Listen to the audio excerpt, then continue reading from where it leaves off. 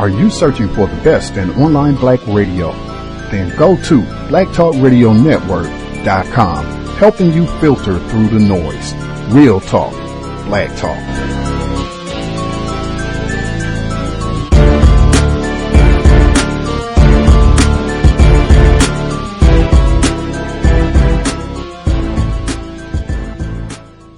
The internet is full of half-truths and all-out lies. We've all seen them, and many people on social media complaining about it. Here's your chance to show and prove. WorldAfropedia.com is a black-owned and operated encyclopedia. There are several thousand articles, but we need help. We can't uncover all the truth ourselves. So please, join us and become a writer, editor, or blogger for WorldAfropedia.com today. Every little bit counts. We owe it to the future generations to put the truth out there. Visit WorldAfropedia.com, the African-centered encyclopedia, a global database of African knowledge for the purpose of bringing about global African wisdom and understanding. WorldAfropedia.com.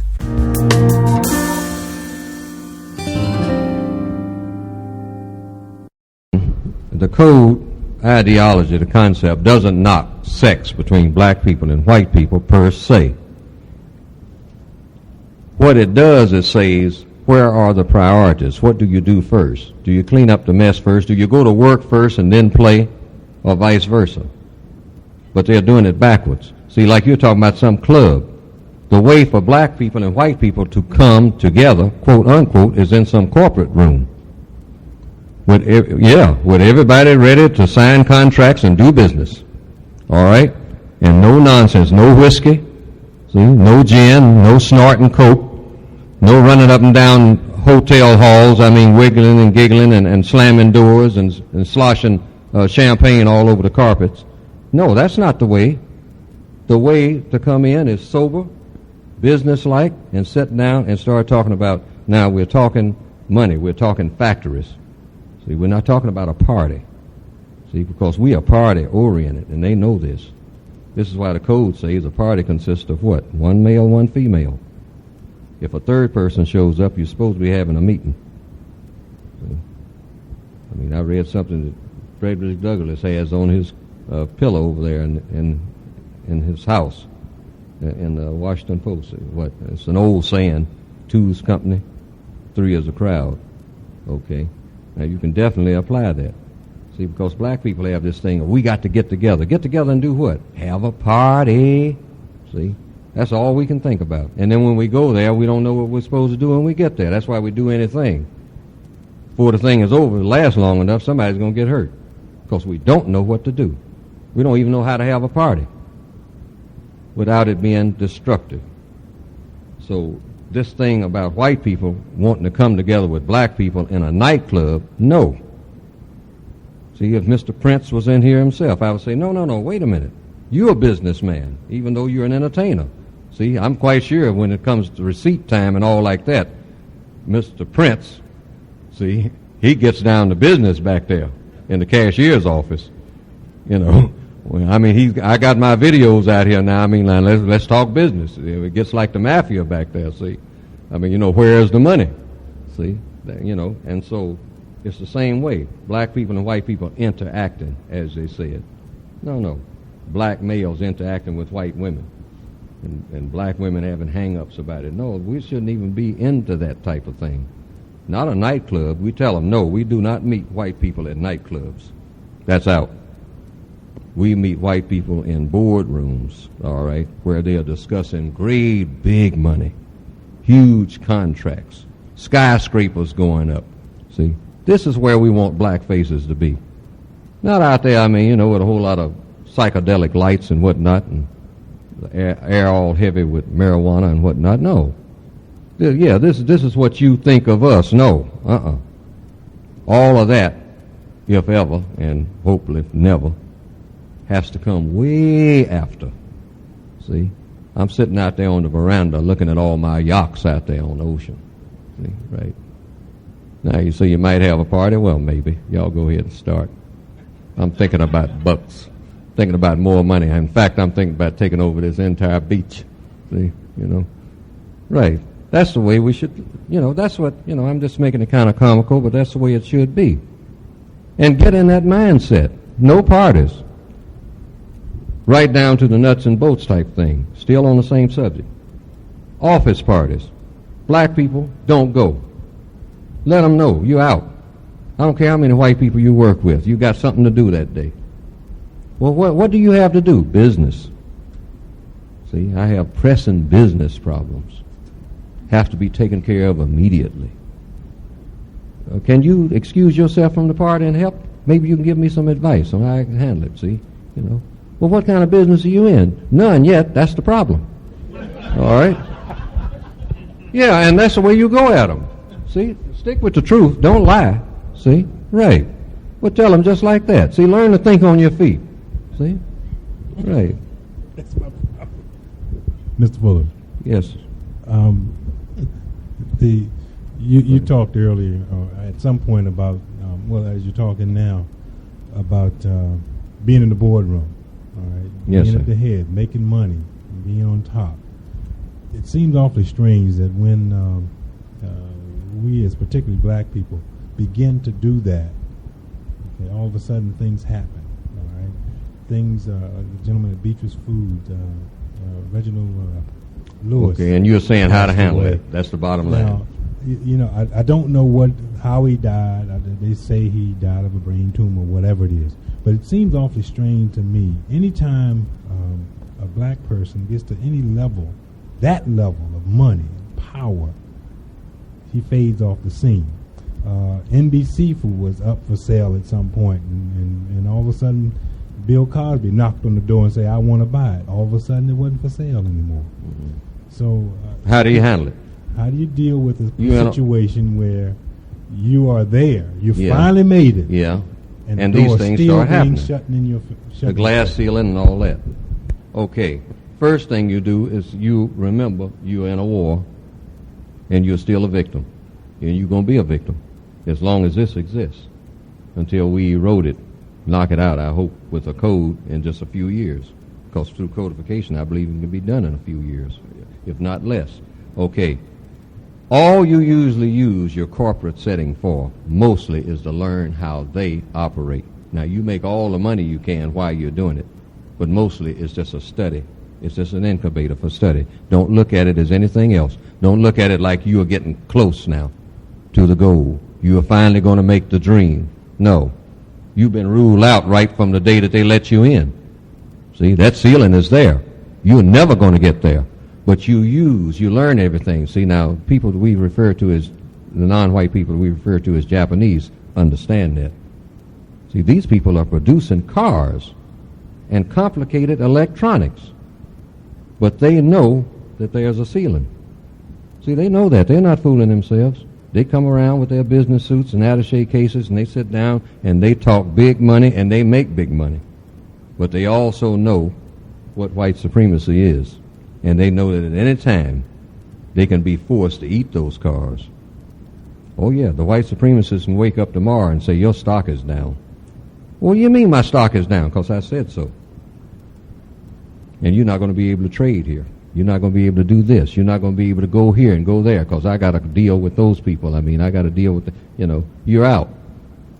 Toyotas, Mitsubishi, you're out. Well, what am I going to do with all these vehicles I got sitting on the dock? Throw them in the ocean. Do what you can with them. You're not going to move them because there ain't nowhere to move them to because I own the earth, the entire planet. That's what white supremacy means. See, they know that. You hear black people going around saying, oh, the Japanese are buying up everything. Buying it from who? If I can sell you something, you better believe I got the muscle to take it back. All right? Anytime. They're not buying anything. They're renting. Just like you are. You don't own a house. Black people say they have a country. You don't have a country. Not under white supremacy. You got a flag. That doesn't make a country. You look around, you don't see any white people around, so you say we are independent. No such thing. Because when you get ready to move some products, that's when you find out the truth. They also tell you the value of your money. You print the money yourself. And you say, this is my money. But they come along and say, your money is only worth such and such today. And you say, but no, it doesn't. That's crazy. Because it was worth such and such a thing yesterday. And I say, you're talking about what you say. I'm telling you what I'm saying. You got all of this. It is now devalued. It's worth 1/10 what it was yesterday. Well, why do you say this? Because I'm me. And I'm big enough to do it. You going to whip me? What you got to whip me? Bunch of ragtag people who are depending on me to show them how to do everything? I can burst that dam and flood this place. The dam that I built. So don't talk to me, boy. Unless you know what you're doing. Now you want to deal? Let's deal. And that's the way it is all over the world and has been as far back as I can remember. And that is the truth. If that's not the truth, then this is not real.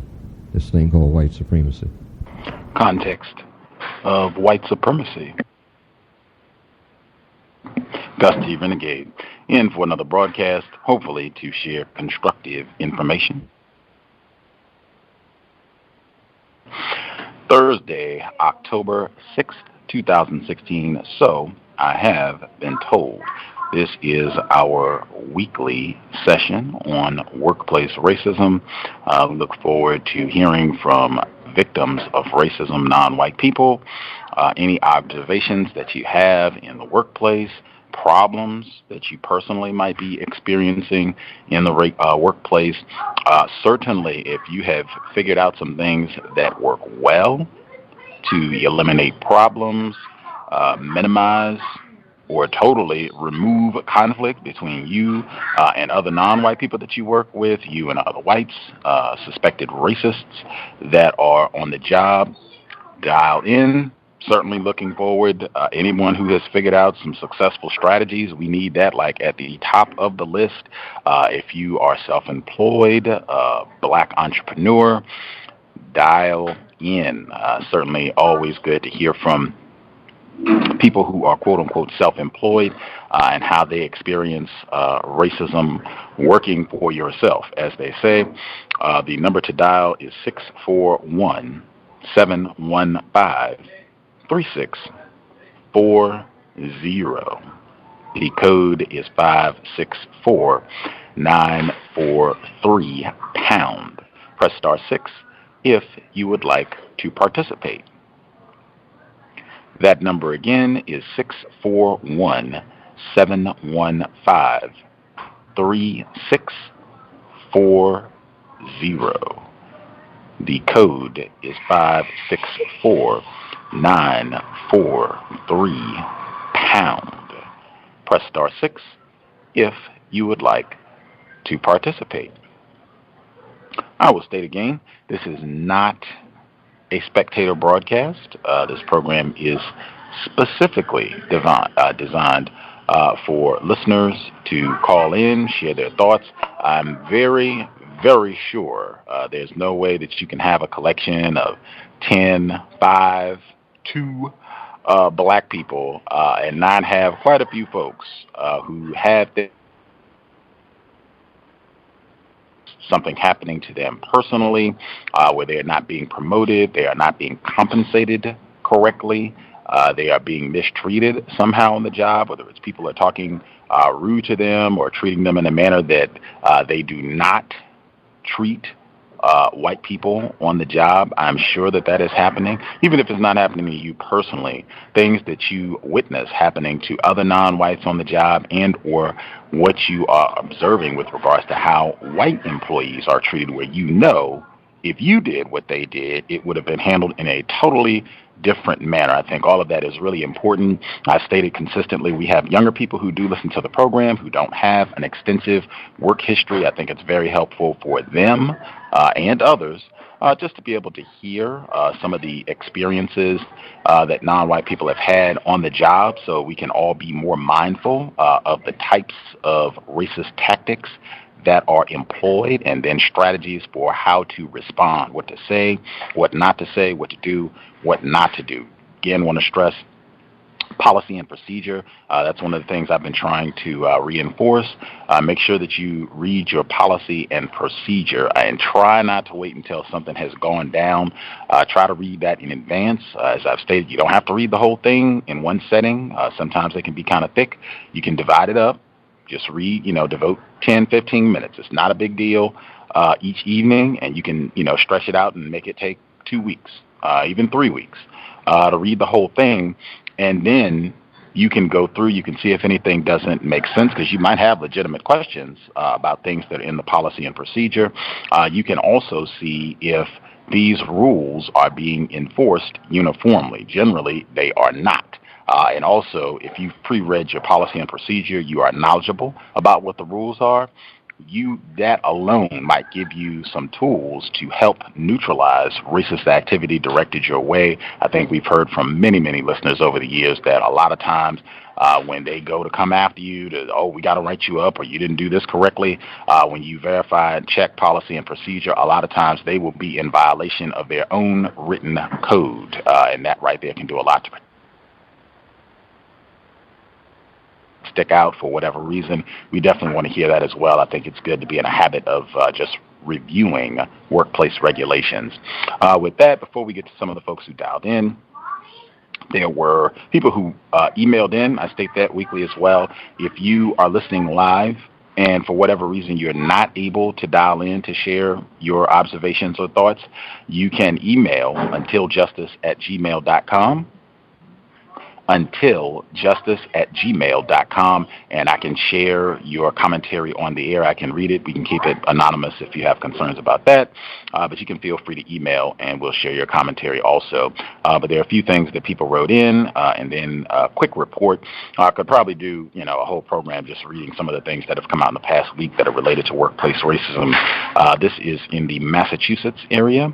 Brookline firefighter who complained of racist remarks is fired. One thing I will say, I do try to encourage not using the term complain.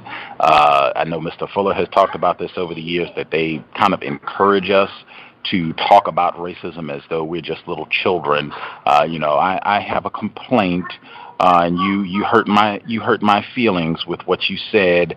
Another one is I have a gripe about racism, or I was crying racism. This person, such and such, Mr. Jones, cried racism. That's another one, that you're just a little tearful 4-year-old who's upset because, somebody said something that you didn't like. They just consistently use language to minimize their terroristic behavior. I would encourage on the job that you are making a report of racism, that you are making an allegation of mistreatment, of abuse. As Mr. Fuller said, you are making an allegation of subversive activity. Just changing the way that we use words, that right there has a big impact as well. It's been my observation that they pay attention to that when you're more serious about the type of words that we use in describing racism, white supremacy. But continuing with the report, this is in Boston. Black male firefighter being terminated. The report reads, a Brookline firefighter who accused a superior officer of making a racially disparate selectman following years of public turmoil over the handling of his complaint. Gerald Alston, who is African American, sued the town in Norfolk Superior Court in June 2013 over a racial slur that he said was left on his voicemail by a superior officer. The town placed Alston on administrative leave that December after officials said he made threatening remarks on the job. A statement from the town Wednesday said Alston's employment was terminated for just cause based on his incapacity to perform the essential functions of his firefighting position. All of that's in quotes. In a 17-minute speech to the board, however, Alston argued he did nothing wrong and that he was defending his rights. He compared his case to the treatment of African Americans nationwide and told selectmen they have to stand up for something at some point. I came to you guys in confidence, expecting, because I trusted your position, to do what was right and to see what he did was wrong, Alston told selectmen. You guys didn't pay attention to nothing. Nothing. In May 2010, Alston said then Lieutenant Paul Pender left him a voicemail in which Pender called Alston a racial slur and an expletive. The town's investigation found that Pender was directing his comments toward a driver on the road at the time he was leaving the voice message, according to court documents. Pender was suspended without pay for 2 shifts for violating the department's code of conduct. He is now deputy fire chief in Brookline. Alston hasn't worked at the fire department since December 2013, when he was placed on paid leave after town officials said he made threatening comments. Alston said he faced workplace hostility following his complaint and found a written message that said, "Leave." The report goes on, but I will stop there, just noticing the difference in treatment where Mr. Pender, who is now the deputy fire chief, apparently was recorded making some sort of racist comment. If I had to wager, I would say calling someone a nigger, whether it was he was talking to Mr. Alston, his fellow colleague on the fire department, or whether he was talking to some random nigger. Either, in my opinion, if you are a public servant, firefighter, this even brings to mind the recent case where it was a black family, black mother, her child had a nosebleed. They stopped at the fire department to get ice. Right, these are supposed to be public servants. We're here to serve and protect, and they wouldn't even give her ice cubes for her son having a nosebleed. But in my view, even if he was talking to a motorist, that should be grounds for termination. Certainly much more punitive measures than 2 days without pay. Whereas this black male, Mr. Alston, he ends up being placed on administrative leave and summarily fired. Very different course of action for 2 different employees, one white, one non-white. You can read more about this online if you are so interested up in the Massachusetts area. 2 of our listeners who wrote in their quick commentary. One, this is one of our callers in Wisconsin, black female.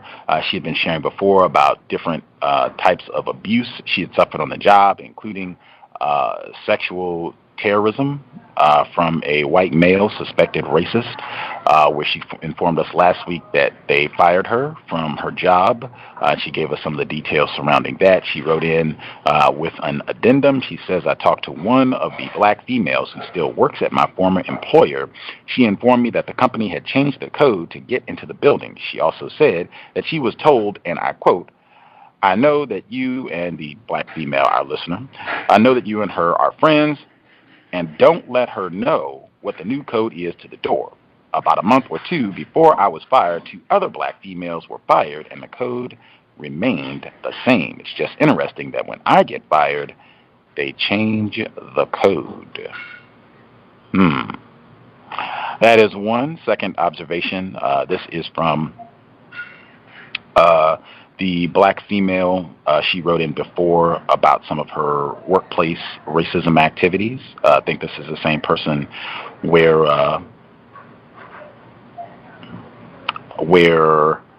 she was being mistreated. They were giving her kind of ridiculous assignments well below her level of expertise.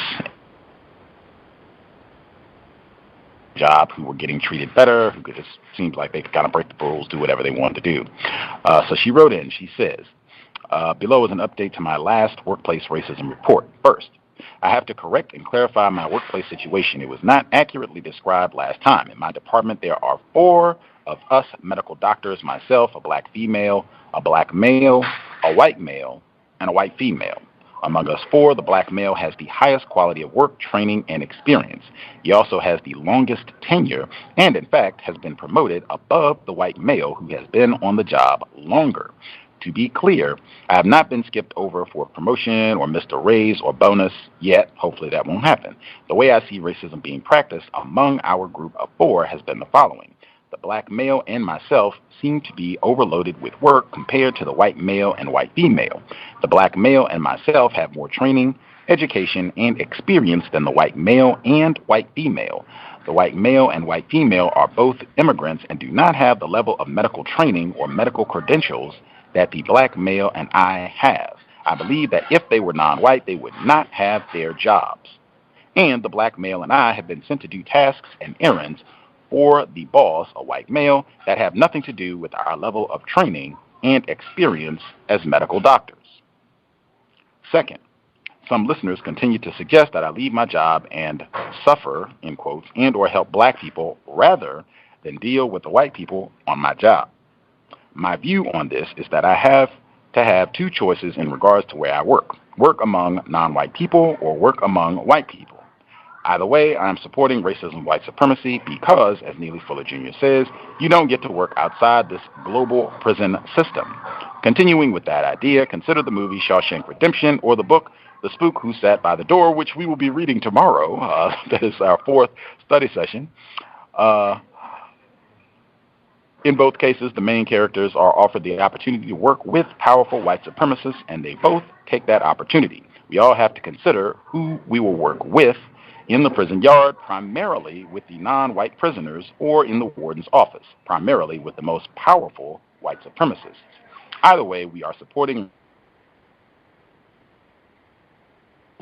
and or help black people directly or indirectly based upon how we use what we learn as we go about our job duties. I hope what I share will be of some benefit to listeners as they consider their workplace options.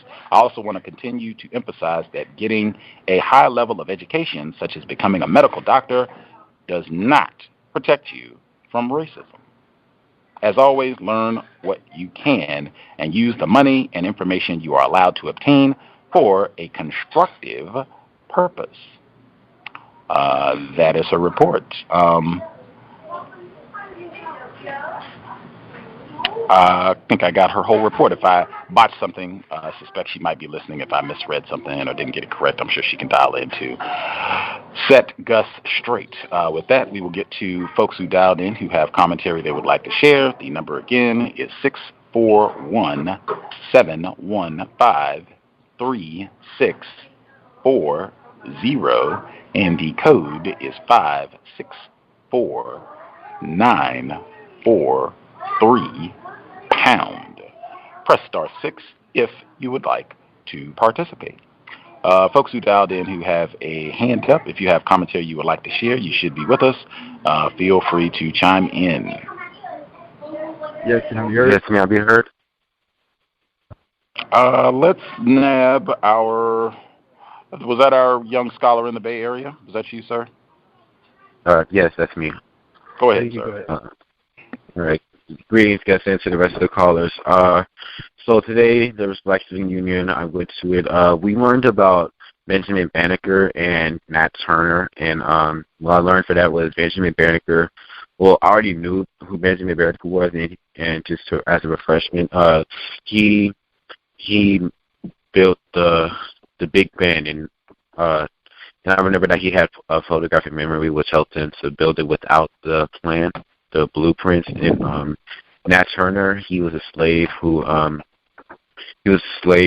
the first one of the largest rebellions ever created, and he and his group killed about 65 white people, and that was really important. And also, I remember hearing a white person that I know say that he is offended by the fact that black people are saying Black Power because he feels oppressed, and why not white power or something like that. And although we're trying to express our power, our dignity, our independence through what we have been through, how we have been oppressed, and I found that very important, and that's all I wanted to share. Thank you for taking my call.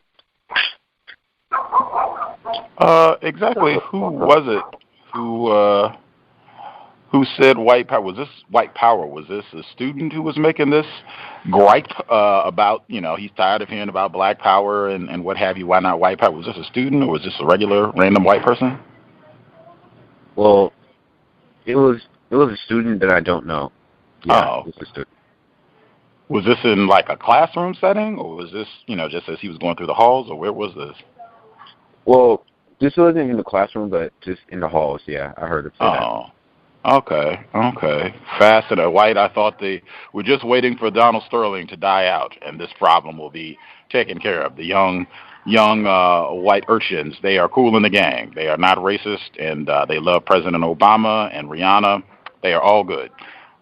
Did you, with the whole Nat Turner discussion, did anything come up about the new movie that's coming out this week, Nate Parker's Project, or did you all leave that alone?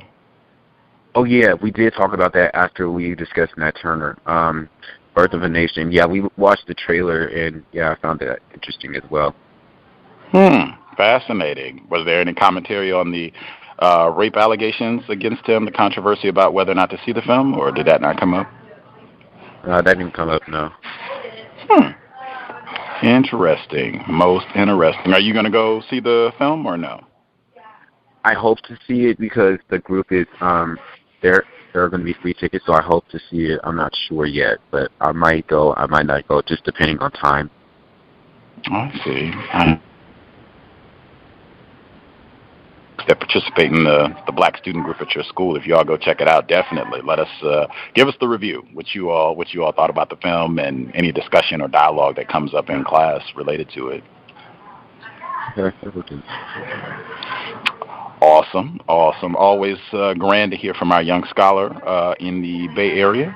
If other folks, I did hear another caller. If you all have commentary, questions, your own situation you would like to share, feel free. Yes, greetings to Gus, all the listeners that call us. So I think I mentioned the last time that the Donald Trump thing is starting to become a big problem at my job. Every election year, we're doing a new contract with the union. So I believe when Senator Romney was running against President Obama, the union put out a paper saying, hey, if Obama don't win, the company is going to lose a lot of money, possibly close down and go overseas. That was 4 years ago. Now a new contract is coming up. A lot of people, as I mentioned before, they're wearing their Trump shirt. And the other day, the company, well, the union, they were passing out flyers in front of the building, like whenever everyone's coming in or leaving out, and it's saying, vote for Hillary. If Trump wins, same thing. We're going to lose profit. We're going to lose money. Possibly the company is going to close down, go overseas. And I found it interesting that these guys are still coming in. In fact, more people are coming in boldly with Trump shirts. Not that anyone's coming in with Hillary shirts, and not that it would matter, but there's a lot more people coming in with Trump shirts. Some of them, they have tape over, like, partially a whole paragraph. So I'm really interested to know what the words are on it. I wouldn't be surprised if it said nigger, and I wouldn't even be offended. I'll probably just take a picture and add it to my collection, and hopefully one day I can open up a large lawsuit on this company. But, yeah, they're pro-Trump here, and it's starting to get a little bit crazy because I heard one non-white person say that he almost got into a debate with some white guys about how they were kind of putting Trump on a pedestal and saying Hillary is stupid. And he told them, he said, well, you know, if Trump wins, we're out of a job. And he was like, oh, no, he's going to make America great. And that was my workplace racism. I'm mute.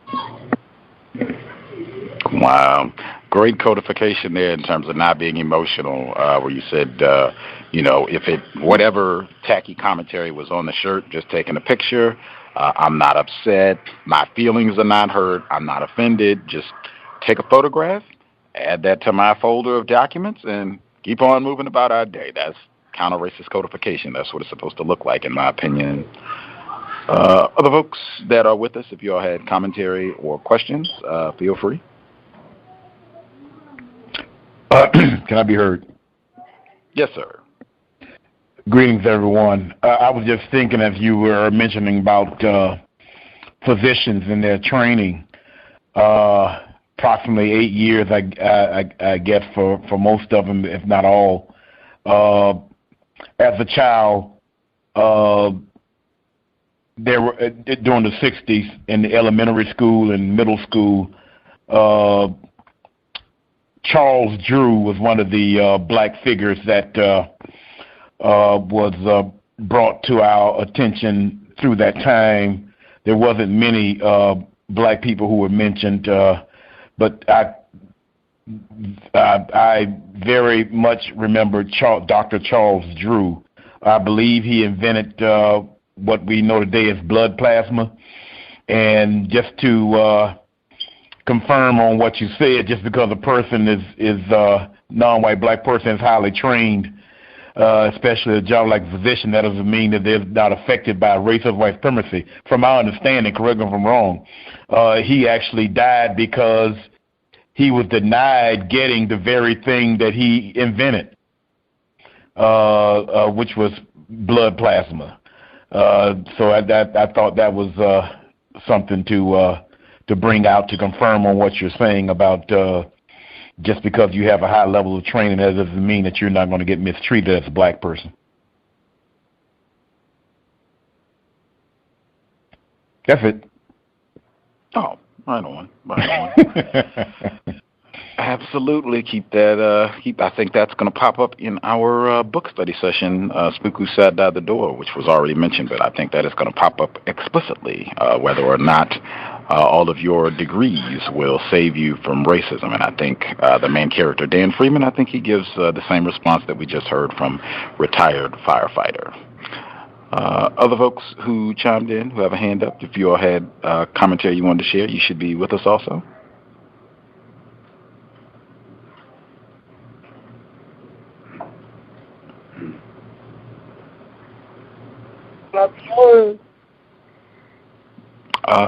Yes, I think so. Go ahead. Yeah, man. How everybody doing? I'm calling, man. I'm up here in North Dakota, right? So I just want to talk about some observation I seen at my job. So first, the white lady, and she probably about in her 70s. And she been working at this plant, man, for like 40-something years, right? So she asked me the other day. Now, see, the first thing what I noticed is white people, they start not to allow you to disassociate yourself with them, with me. Like, just try to just stay away from everybody. Because see, I'm not really codified, you know. I mean, so what I try to do is just stay away, you know, just do my work and just move, right? And they see it. See, white people, they notice you when you don't want to talk and just, you know, just try to avoid them. They starting to see that. So everybody need to pay attention to that for the ones who try to stay away. So she asked me about the vote. So I said, well, you know, I don't know. And she said, well, I'm going to tell you right now, Donald Trump is a racist. Now, it's something, because now, you know, Mr. Fuller and Dr. Wilson, they say, well, you can't call nobody no racist. Now, you're starting to see, especially with dealing with this election, right? Even on the news, people's talking about each other being racist, white people. And then you just let them talk. So anyhow, so now I'm in North Dakota, right? So this cream puff, I call them cream puffs. Y'all excuse me. That's just what I call them. So now this boy here, he from Wyoming. And since I've been here, he done got into it with 4 black people, 4 black men. Okay, now Tuesday, there was a black man that I had been cool with from Chicago. He been up here working with me. He from Chicago, right? So a few months ago, about 4 months ago, him and the white boy got into a fight. Excuse me. He slapped the white boy. Now, the white boy ran and went and got the manager, the plant supervisor on him, right? Now, they looked at the video camera and seen that boy had slapped him, and it didn't go no further. This was 4 months ago. So Tuesday, he went and told the same man that reviewed the tape, he said, man, look, he keep running that belt and dropping all that stuff off that belt line. You know, we were kind of making a complaint. Now, this go back to what Mr. Fuller said about white boys don't get fired. Because now, when he slapped him, it was 4 months ago, you know. And now he went to the man and made a complaint. And the man told him to come with him and all that, right? So then he was gone by 30 minutes. I was running the belt line for him. When he come back, he started getting his stuff together in lunch. So I was like, "What's up?" I'm thinking they finna move him to another apartment. And he was like, "Man, the cracker say I'm violent and this and that. He said I showed violence, so they gotta let me go." And he been up for like 4 years. He been up for the white boy was there. But now check this out. The white boy done been in the 3 other altercations. He been in 4 in all since I've been there, right? Now, one dude he got into it with, they were fighting. Both of them was fighting. And then when the black dude got the best of him, he ran and called the police. Now, the police then came up there and they got the black man, took him to jail, and he lost his job. Now these the altercations. He done been in 4 fights. You know, where he done been hit or he been hitting back and everything, right? But he argued with everybody he from Wyoming. Now this North Dakota, now see when I see black people up here, I say you can kind of look at them and tell you, I mean, anytime you see somebody, you know what they doing up here. They done heard about it, the oil and stuff, so people up here trying to get money, you know. And but this white boy, he a real troublemaker.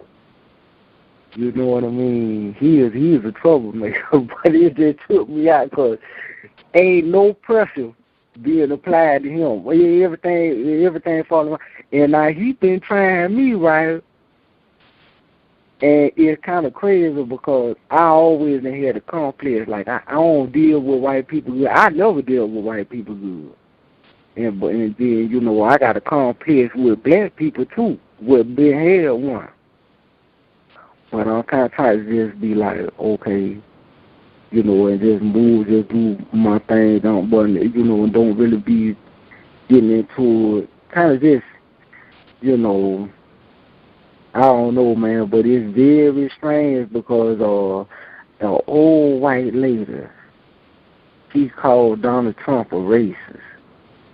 You know, asking me about who I was going to vote for. But I don't vote. I mean, I don't care nothing about no vote. And then another thing I wanted to say, because I was listening to the archive today, man, about Ms. West. It was the last one. It was the last one, you know, and she was talking about, you know, the self-respect and all that, man. And it's kind of like, well, you know,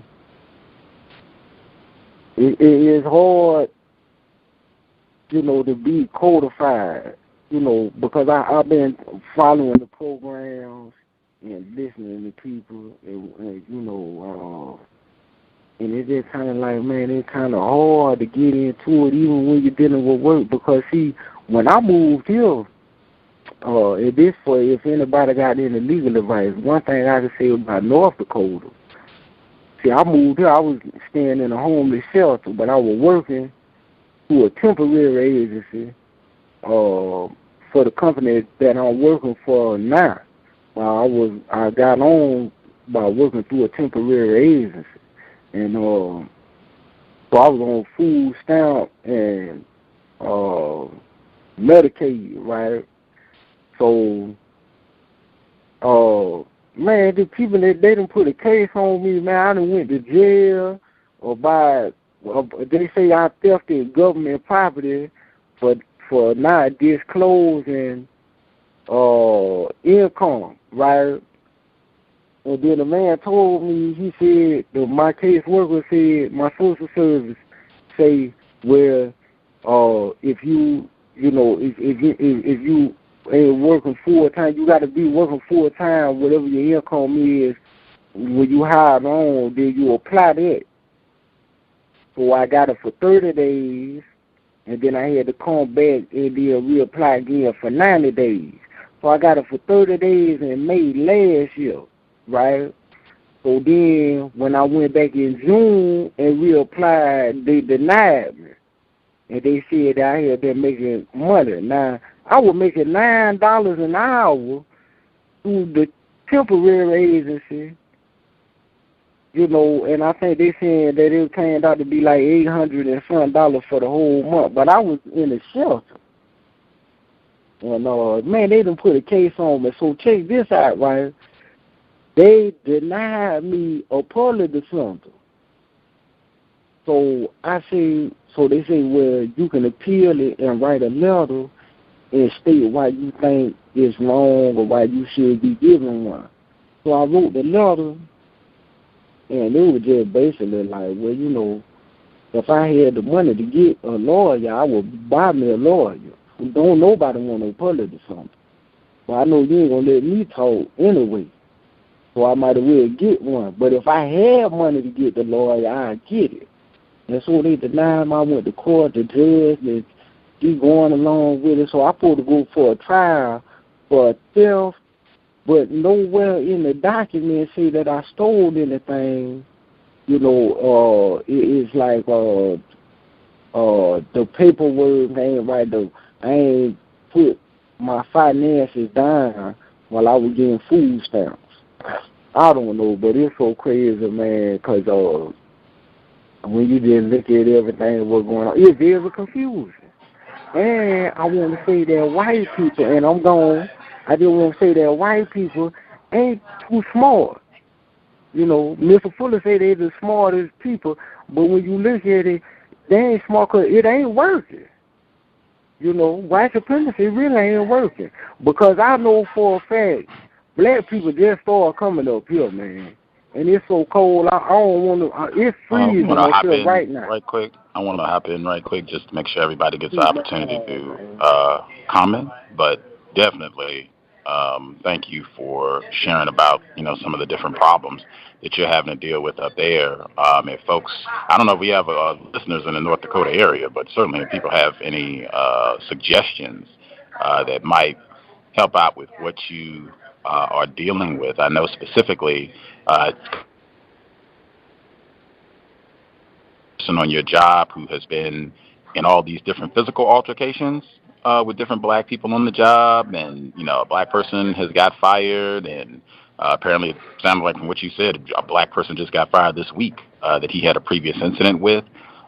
That's one of those things, in my view, why it's so important in terms of being codified, and why I talk about it every week in terms of not getting into it. We've had so many people over the years where they have commented where you have someone like that, even if they're not trying to, you know, get into some sort of physical altercation, but just trying to upset you. We've had so many people who said that, where they're on the job and it'll be some race soldier and they want to get a debate started about, you know, well, that's Sandra Bland. She deserved what she got. She just should have listened to just say something like that to get you riled up and to get you upset. And then they're happy. They're good. Even if it doesn't go, I'm happy. That's more than enough for me if I'm racist, just to have got you flustered for the next hour and got your blood pressure up and everything like that. That's why, in my view, it's so important. That's got to be such a foundational aspect of counter-racist conduct, where we just, regardless of what a white person says, I'm not upset. I'm not going to have you, have you, as they say, push my buttons so that I get easily emotional and stop being logical about what I should do. If anything, maybe I just take documentation about what you said. If this is something that I want to review and see if you're violating policy and procedure, and maybe go to someone to see if I can stop this, maybe, or whatever I'm going to do. But I'm not going to be upset, and I'm not going to be in some sort of back and forth. You definitely do not want to get into any sort of physical confrontation on the job with anybody, particularly a white person. But with anybody on the job, that's just not going to work out in your favor. The vast majority of times where I hear anything has gotten physical with a black person on the job, it does not end well for them. I can maybe only think of one incident where nothing happened, but generally that's what's going to happen. It could be a situation where they end up calling the police, and you get fired. So it's not even just you losing a job, it's you losing the job and having to look at the possibility of other punitive actions being taken by racists in their system. And exactly as you stated, the white person is not going to be penalized. They're not going to be the ones that have any sort of problem. So, and I know it can be difficult, but really expecting that sort of thing where we're not surprised and, oh my gosh, I can't believe you said that, and I'm not going to let you talk to me like that. That just cannot be the way that we function in the workplace, because we're just going to continually have problems with racists. Did any of our listeners, any folks have either questions or suggestions about how you would deal with some of what was presented? If not, that's fine too. But if folks had any suggestions about what they heard in terms of how they would respond, maybe what they would do. Yes, sir. Good evening, Gus. Good evening to all the callers. Thomas Smith in New York. To the gentleman, as far as his legal situation, I would just suggest that he looks into this person that I'm going to give the name of. I know the person has a show that comes on, I think it might be Blog Talk, and he does free consultations on Wednesdays for people who call in with their legal problems, and he might be able to help you. His name is Jonah Bey, Jonahbey. And I've listened to him for a couple of years now, sporadically. I'll catch his show, usually in the archive. And he gives a lot of very good information on how to present your documentations to court, on what their procedures should be, or what legal things should be done on their behalf, and how to get stuff thrown out of court if they haven't followed all their rules. And it doesn't sound like they're following their rules with you. And I'll let someone else get it. Thank you. Grand. Anyone else have suggestions for our previous caller, some of the different problems he outlined? Yes, with the person who have gotten into altercations, the white person has gotten into altercations with the number of non-white black people. That is a personality that exists on a lot of jobs. I had a similar experience. Fortunately for me, the person killed himself in a diving accident off duty. But my suggestion is to stay away from him like he has Zika or the AIDS virus. Well, the AIDS virus is not contagious, but Zika possibly could be. But just stay out of that person's way. There are people, white people like that are allowed to exist on a job primarily because they have some sort of connections with someone or someone's on that job. It could be male or female, meaning that it may be related to the director of the job or something like that. And most of the white people know that they may have some sort of drug problem or alcohol problem, but they still are functional as far as working wise. And yes, that exists on a lot of jobs. That person that he described, and it reminded me of the one that I dealt with. Stay out of that person's way to as much as possible. If you have to have some kind of contact with that person, the only verbiage that you have with that person is directly have something to do with the job itself, and that's it. Do not answer any questions about who are you voting for. Have a line that you already have prepared. I don't discuss matters as such, whatever, that sort of thing. And it does sound like the gentleman is codified. Codification to me is just simply having a knowledge, have some knowledge or understanding of how to be logical. And just like everybody else, including myself, we're all are learning and learning to develop as much as possible codified behavior. So just keep doing what you're doing, but those are just my suggestions based on similar experiences. Thank you. Can I be heard? Yes, we can hear you, Raj. Oh, thank you so much. Greetings, Gus. And again, I apologize. I was dealing with some white terrorism at that moment, so I apologize. I wanted to ask the black male caller who we're discussing now, if that person, this violent white person, if he's a person that you have direct contact with on a regular basis, as far as work-related situations, you do? Yes, because the guy that I work under, which is a black male in a tragic arrangement, he just had a heart attack last week. So they moved this white boy over here for the guy that I've been working under, and he's been running things over in our department until the brother come back. So, but we don't really do no talking, because we're allowed to wear headphones, so people got their headphones. So throughout the day, I'll be listening to archives and stuff. Everybody got their headphones on, though. So, if I see his mouth moving like he's telling me something what to do, I take one side out and, and just do it. But I don't do no talking with him. But I noticed, he noticed it. Because, throughout the day, but luckily, Bro supposed to come back Monday.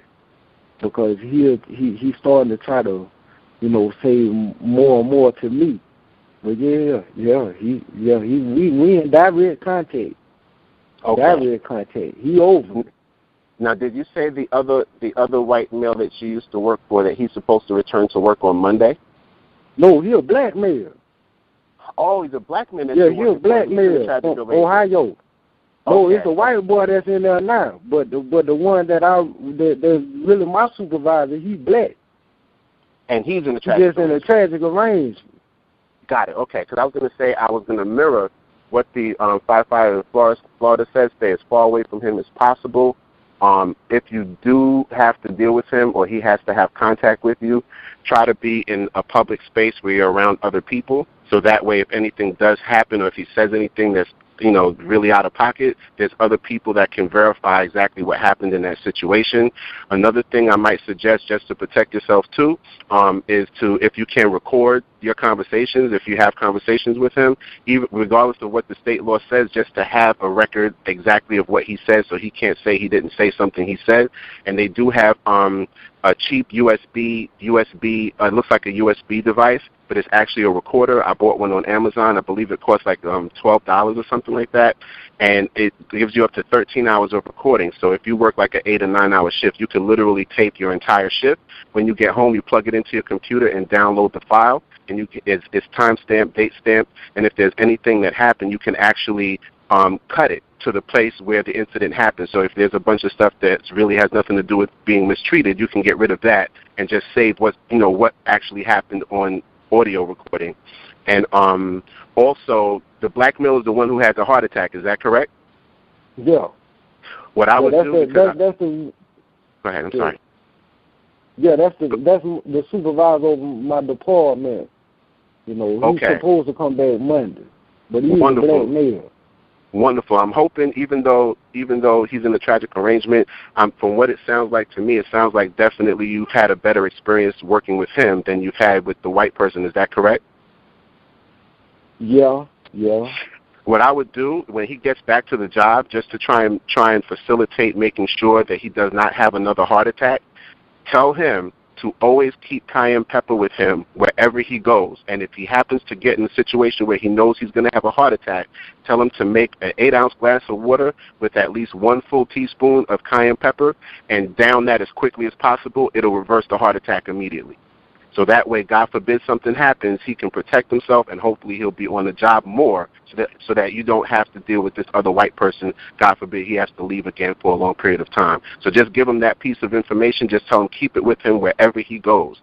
Have that cayenne pepper. If something happens to him, he can take it with some warm water immediately, and it'll reverse the heart attack. Most times, the person, even if they pass out, they'll wake up before the ambulance even arrives. That's how quick it works. So just give them that information. Thank you. Now mute my line.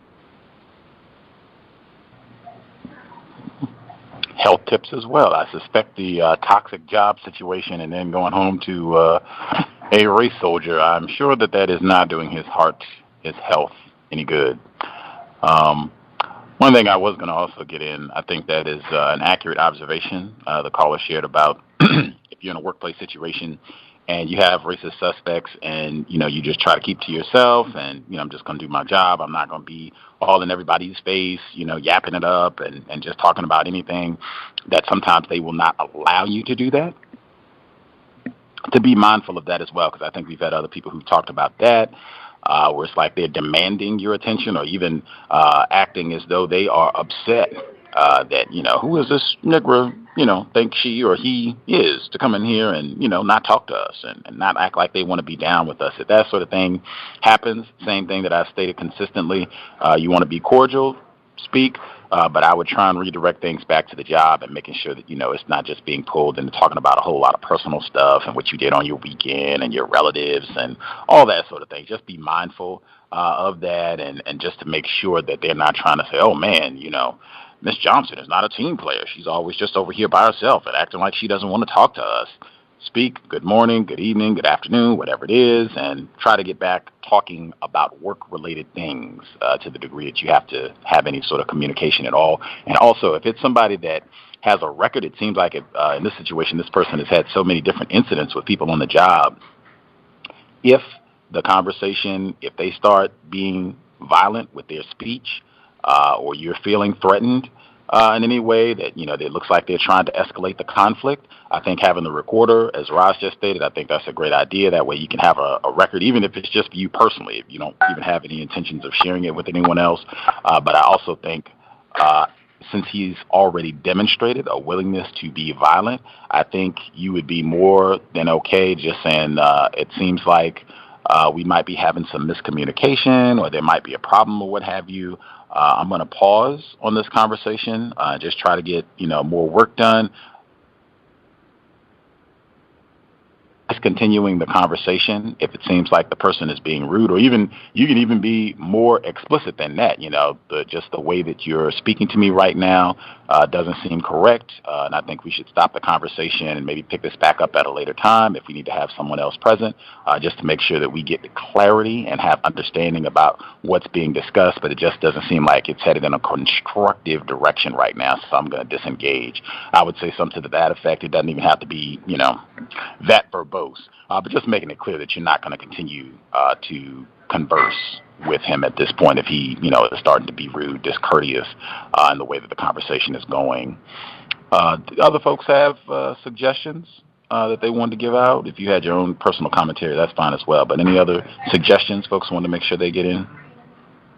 Well, I'm surprised no one's picking up on the fact that the brother got to come back to work 1 week after having a heart attack. Like, where did that happen? That's crazy. Only the system of racism, white supremacy. Because I know white people do not have to come back to work a week after having a heart attack. Just very interesting. North Dakota, man. I don't know if Negroes should be in North Dakota, man. North should be Carolina. Oh, I was going to say, too, that's a brilliant observation because I thought about that, but I didn't voice that. That's really really racist for them to force him to come back a week after having a heart attack. But you can also tell him to facilitate his healing process. He can regularly partake of cayenne pepper. It actually stabilizes the blood vessels. It breaks down calcification in the veins and arteries, so it can prevent another heart attack. which is one of the reasons it brings people back so fast when they have a heart attack, is because it breaks down whatever that calcification was that facilitated the heart attack in the first place. So you can actually tell him to start taking it regularly, and he can more than likely protect himself from ever having one. Hopefully, if he also changes his eating habits, if that's a part of the issue, and as long as he's continuing to take cayenne pepper, it'll literally facilitate him not having to deal with a heart attack, and it'll also help his body become more healthy in regards to his circulatory system and balancing his blood pressure.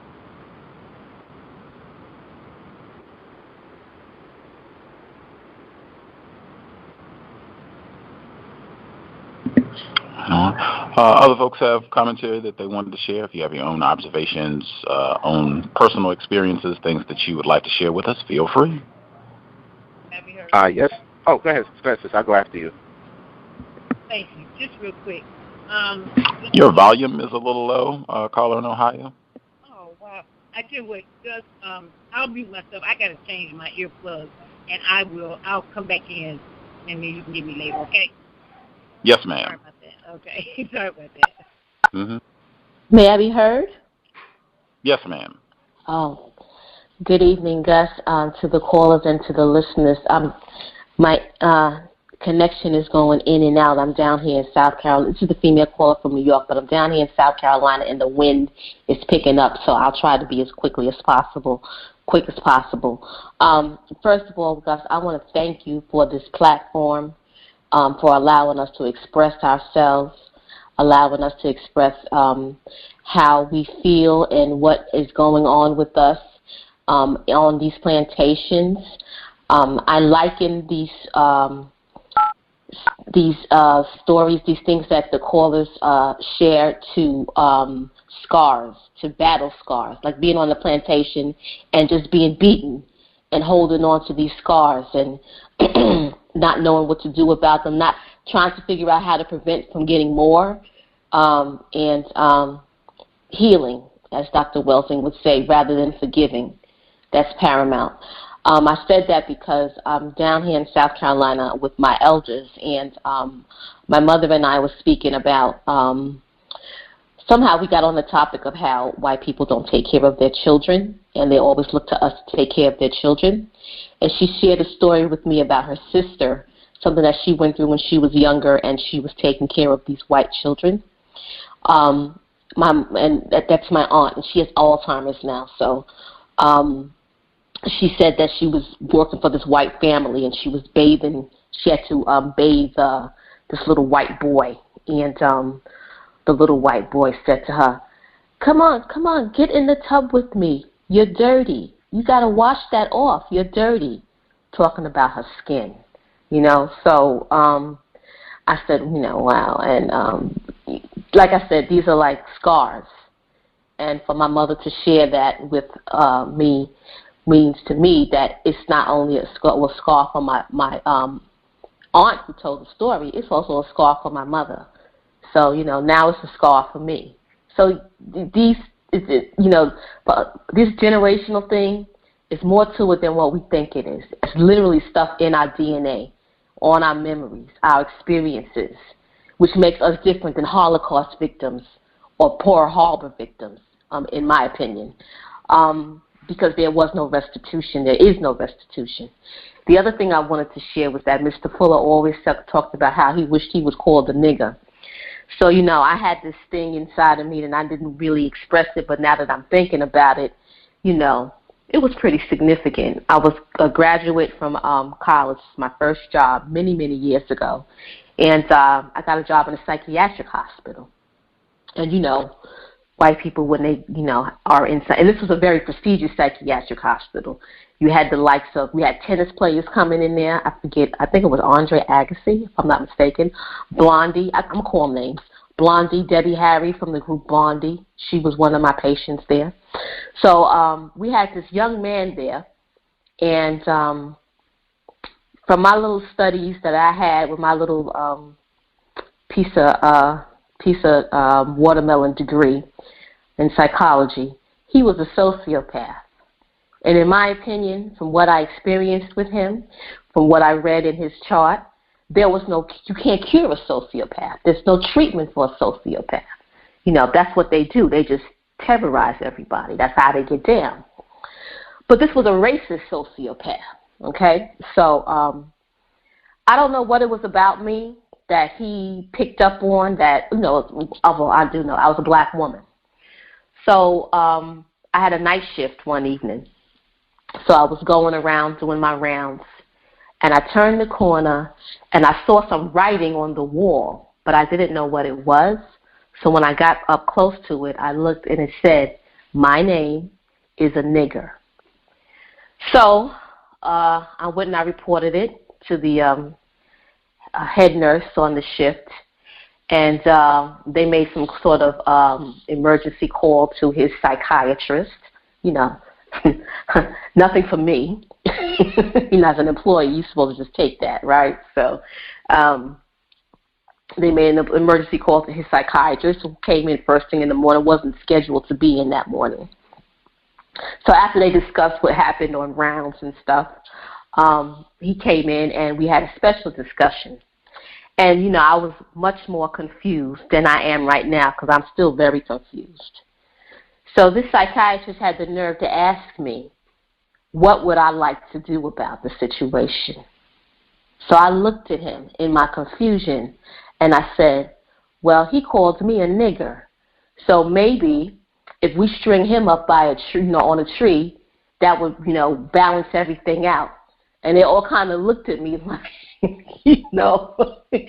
this looked like, uh-oh. I mean, maybe we should have asked her if she wanted the week off or something like that. But there was no resolution to it. They let this guy go. He was totally untreatable. And I'm hoping that, something horrible happened to him. That's just the way I feel about it. But I just wanted to share that was the one time in my time on any plantation that I was called a nigger, so outright.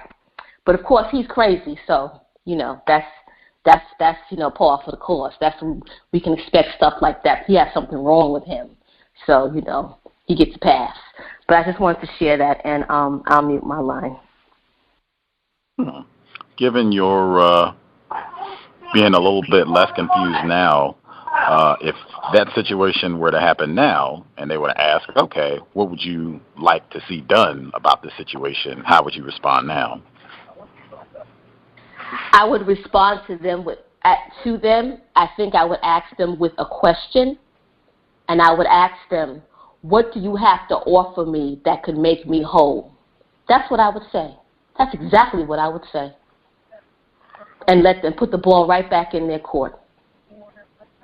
And I would say that I hope that this is well documented and it's going to go into my chart, into my employee record, as well as into his chart. But for my own purposes, I would request that it would be recorded in my employee record, just in case I had a breakdown later on and I decided I needed to take some time off. But I would ask them, what can you do to restore and make me whole? That's what I would say. Right on. I agree 1,000% with it's the trauma, the scars, and the impact that they have on us, generational impact that they have on us. I completely agree, and I'm even reminded of Isabel Wilkerson's The Warmth of Other Suns, and there's a lot of workplace racism in there for folks.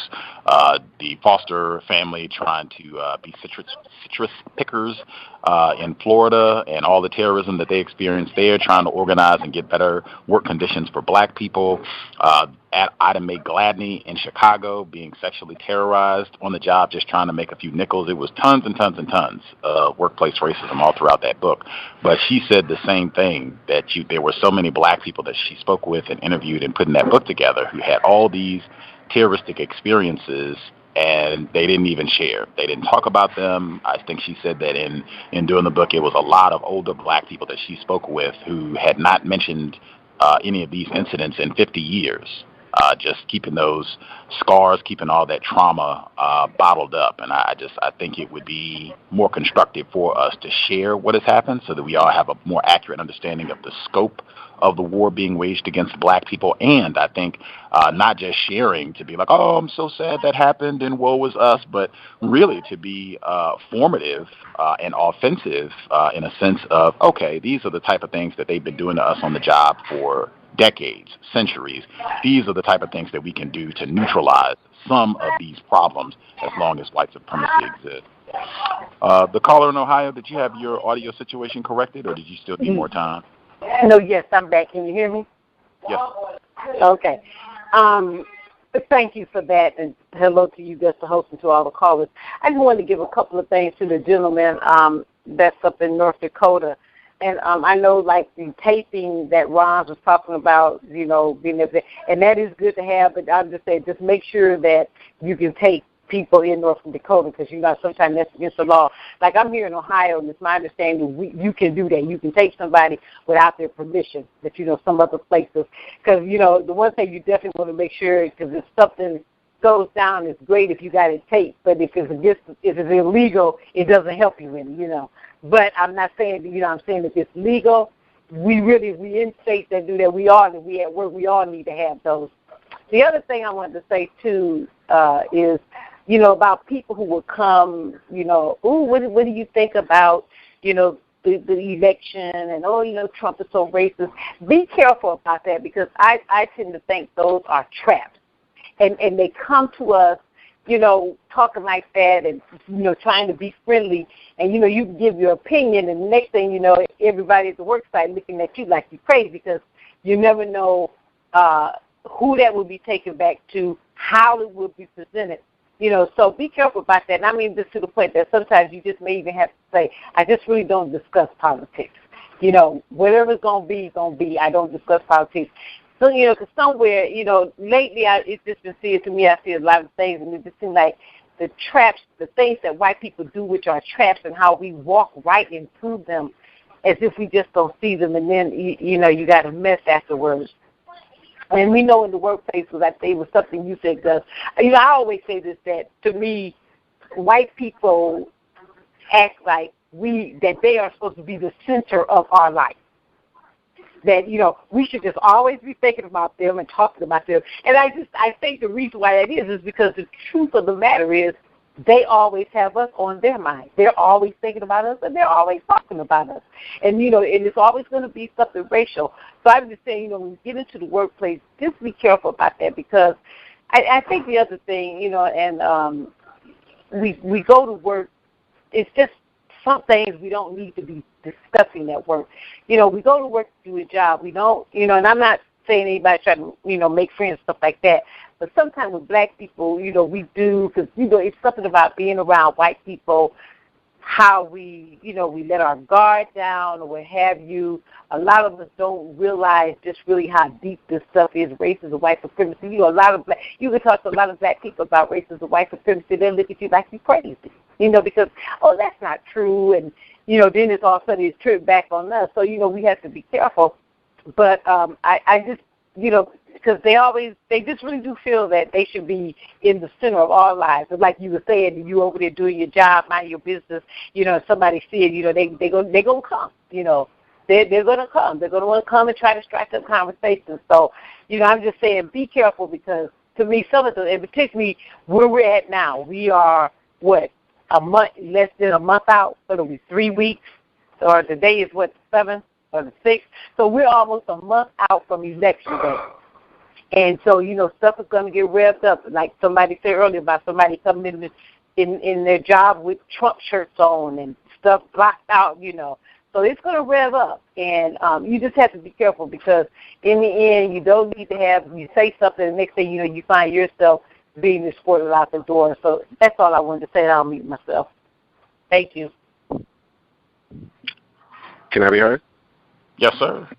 I just wanted to say, because I'm about to give my own workplace observations, but I just looked up North Dakota. It is legal as long as one party is aware that they're being recorded. That would of course include the person doing the recording. It's legal. New York State, same thing. New Jersey, same thing. But there's actually a website that has a list of all the states and what the laws are for each state. So for North Dakota, you definitely can. So I would get on that as quickly as possible to protect yourself. I also just wanted to send a shout out to the firefighter in Florida. He was on my mind very heavy with the storm that's brewing down there. So I just wanted to let him know he's been in my prayers, and I hope that all the other listeners in Florida are safe and that they stay safe throughout the situation. For the sister who was talking about her aunt who was taking care of that little white urchin who disrespected her so horribly, and her discussion about how these things affect us intergenerationally. At first, I want to say, I know how hard it is. I know you said she has Alzheimer's. I have two in-laws with it, and I actually just got back from helping my wife with them not too long ago, so I know it can be very intense, so I wish you the best in your family with that situation. It just made me think because earlier this summer I read an article that dealt with epigenetics that discussed the fact that a black male who deals with racism consistently may not come from a family tree that has mental illness, but just from his daily experiences with racism, that he can pass on through his sperm the development of mental illness to both his child and also his grandchild. So up to 2 generations can be negatively impacted just from our daily contact with white supremacists, and it can affect you intergenerationally, like she was saying, as far as carrying that in our genes and expressing these these mental idiosyncrasies and mental illness due to our contact with these terroristic savages.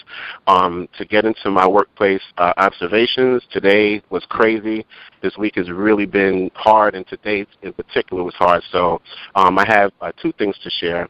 The first thing was I talked to a white male predator who had leukemia, and he called into the job. I work in the medical field at an insurance company, and he did not pay his premium on time, so we ended up canceling his coverage due to non-payment, and he's due to get chemotherapy sessions for the rest of this year, so he was really terrified that he was without coverage.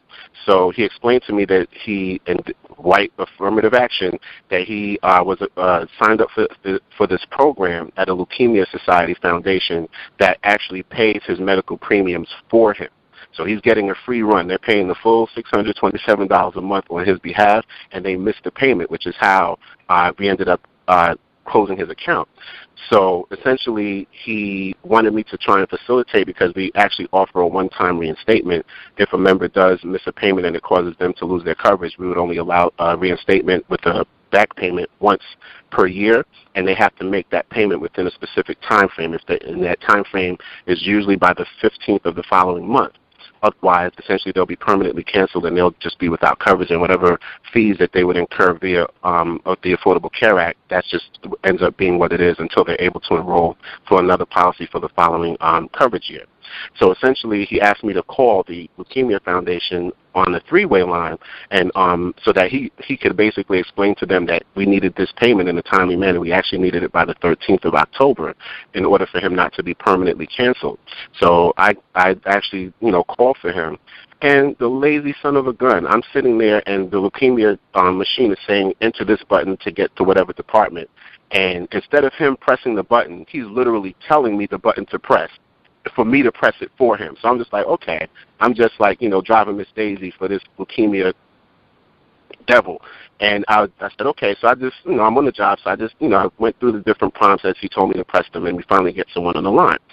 So he's then explaining the situation to her and seeing if she can expedite it. So originally she was not going to be able to do that. She was going to send it regular mail, but he only had 7 days for us to receive it. So she ended up transferring the call to a supervisor.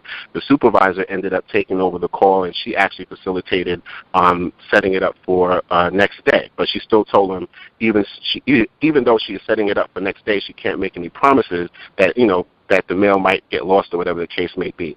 So he said, okay, no problem. So then after she gets off the line,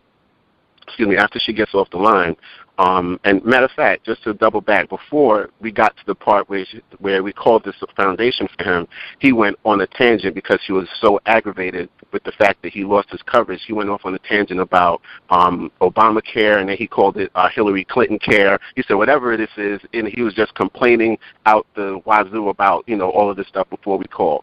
So anyway, after the call was over, he's feeling a little more friendly now because he knows that this payment is coming, and hopefully everything should work out in his favor where he can get back his coverage. So he's a little bit more happy and less belligerent. And he talks about this nurse practitioner who's at the place where he goes to get his chemo treatments, and he said she's from Zimbabwe. And the last time that he went to get services done as far as the chemo, he had arrived late, and he said that she chastised him severely for being late. Due to, I guess, the chemotherapy has to be done within specific time frames. So he went on and actually had the nerve to say that he felt that she was more like his wife than a nurse, due to how she basically was dealing with him in regards to trying to help him stay healthy. And all I could think of is you're going there for chemotherapy and you're just thinking about literally raping a black female because you are a white person who is a sexual terrorist. So you can give a cowbell for that, and that's the first incident. The second one was very interesting. On the job, they had, this week is supposed to be Customer Service Appreciation Week. So each day, like I was saying on the last Workplace Racism, they have a theme for every day. So yesterday was supposed to be board game night. And my coworker who sits next to me, she's a Puerto Rican female who I've had counter-racist discussion with before, and she seems to have a pretty decent understanding of white supremacy and white people. And she ended up telling me something today that I didn't know about. But anyway, yesterday at the game night, which took place on my job, everyone stayed after hours. I don't stay for any company functions. Like Mr. Fuller said at the beginning of the program, I'm out of there. So she told me that yesterday they were going up to the 6th floor. We're on the 5th floor to play this board game. And the board game that was being played is a game called Puerto Rico. And I said, well, what's the game about? So she said, let me tell you what this is about. So come to find out, the whole premise of the game is essentially it's during the imperial slavery period of the Caribbean that the game is set. And the whole premise of the game is basically procuring as many plantations as you can. And one of the things they do is that they sell the people, but the way that the game is played, the way that the game is set up, it's written in a coded language where they're not basically telling you that they're selling slaves, but essentially that's what it is. So when she was told about the game and all of this stuff, come to find out it was white people, of course, who were playing the game. A white person brought the game in, and she was highly offended because she's Puerto Rican. The game is Puerto Rico, and it's speaking about, the racial injustice that has been meted out to Puerto Rico for hundreds of years. Me being a Trinidadian male, I was also offended by it too, but I had no idea until she told me. So essentially, people had complained about the game, and they ended up at some point the game was removed from the game night situation. So she told me that she talked to our supervisor, who was a white female, about the situation and the fact that she was offended. So she said that she wanted to have a discussion with the white male who bought the game. He's actually one of the higher-ups in the company, so he's on the 6th floor because he does work that's not bottom-level work. So she said, so they asked her, what does she want to do? Does she want to get human resources involved? So she said, no, she doesn't want to get human resources involved. She just wants to have a conversation with him to help him give him the reasons why she was offended, the history behind the game, and the fact that that this should never happen again, and they should change the rules so that no games that have this premise or context should ever be utilized on the job again. So I said, I think that's a pretty good thing to do. And as far as taking a path of least resistance, as far as not trying to escalate it to a place where they might actually form like Voltron against her, I thought this was a good way of dealing with it. So she actually is facilitating this meeting via our supervisor so that she can straighten this guy out. So I found that very interesting. And just to give an update on my job situation, last week I went on an interview at another company. I interviewed with 3 different people. It was supposed to be 4 people that day, but one of the white male wasn't there. So I interviewed with 1 non-white female and 2 other white females, and basically the interview went really, really well. So I just got notification that they want me to come for a second interview now, and I'll be interviewing with the director of the customer service department, the manager, and then actually a supervisor. I'm assuming if I get hired, it'll be probably the supervisor that I would be working under. I don't know. So this is supposed to take place mid next week. So I'll keep you updated on that, because as soon as something happens, the position is actually really well. It's good. It pays well. The benefits are really, really good, and it's actually a little bit better than the job that I'm currently at. And that job had pretty good benefits until they started doing all this racist, white supremacist workplace nonsense that's turning it into a nightmare to work at. So those are my workplace observations. I will give you an update on the job situation that I'm looking into now next week. Thank you and again, I want to thank you, Gus, just like the previous female caller, just for giving us this platform. It is a lifesaver.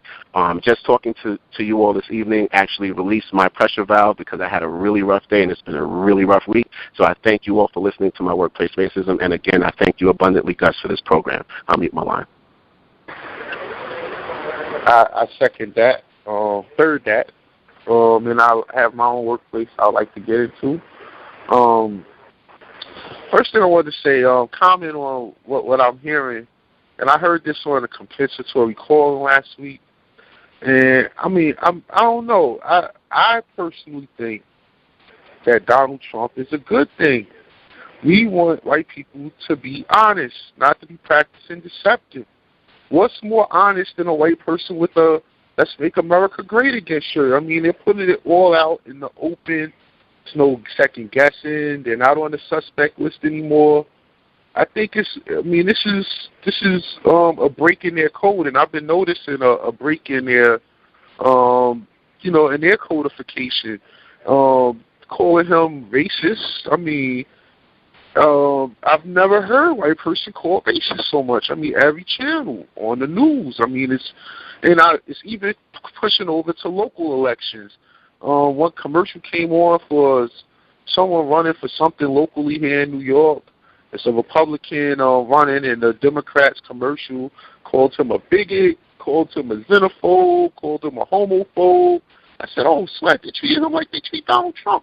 I mean, I think it's hey, we get white people start calling each other names and doing things like that.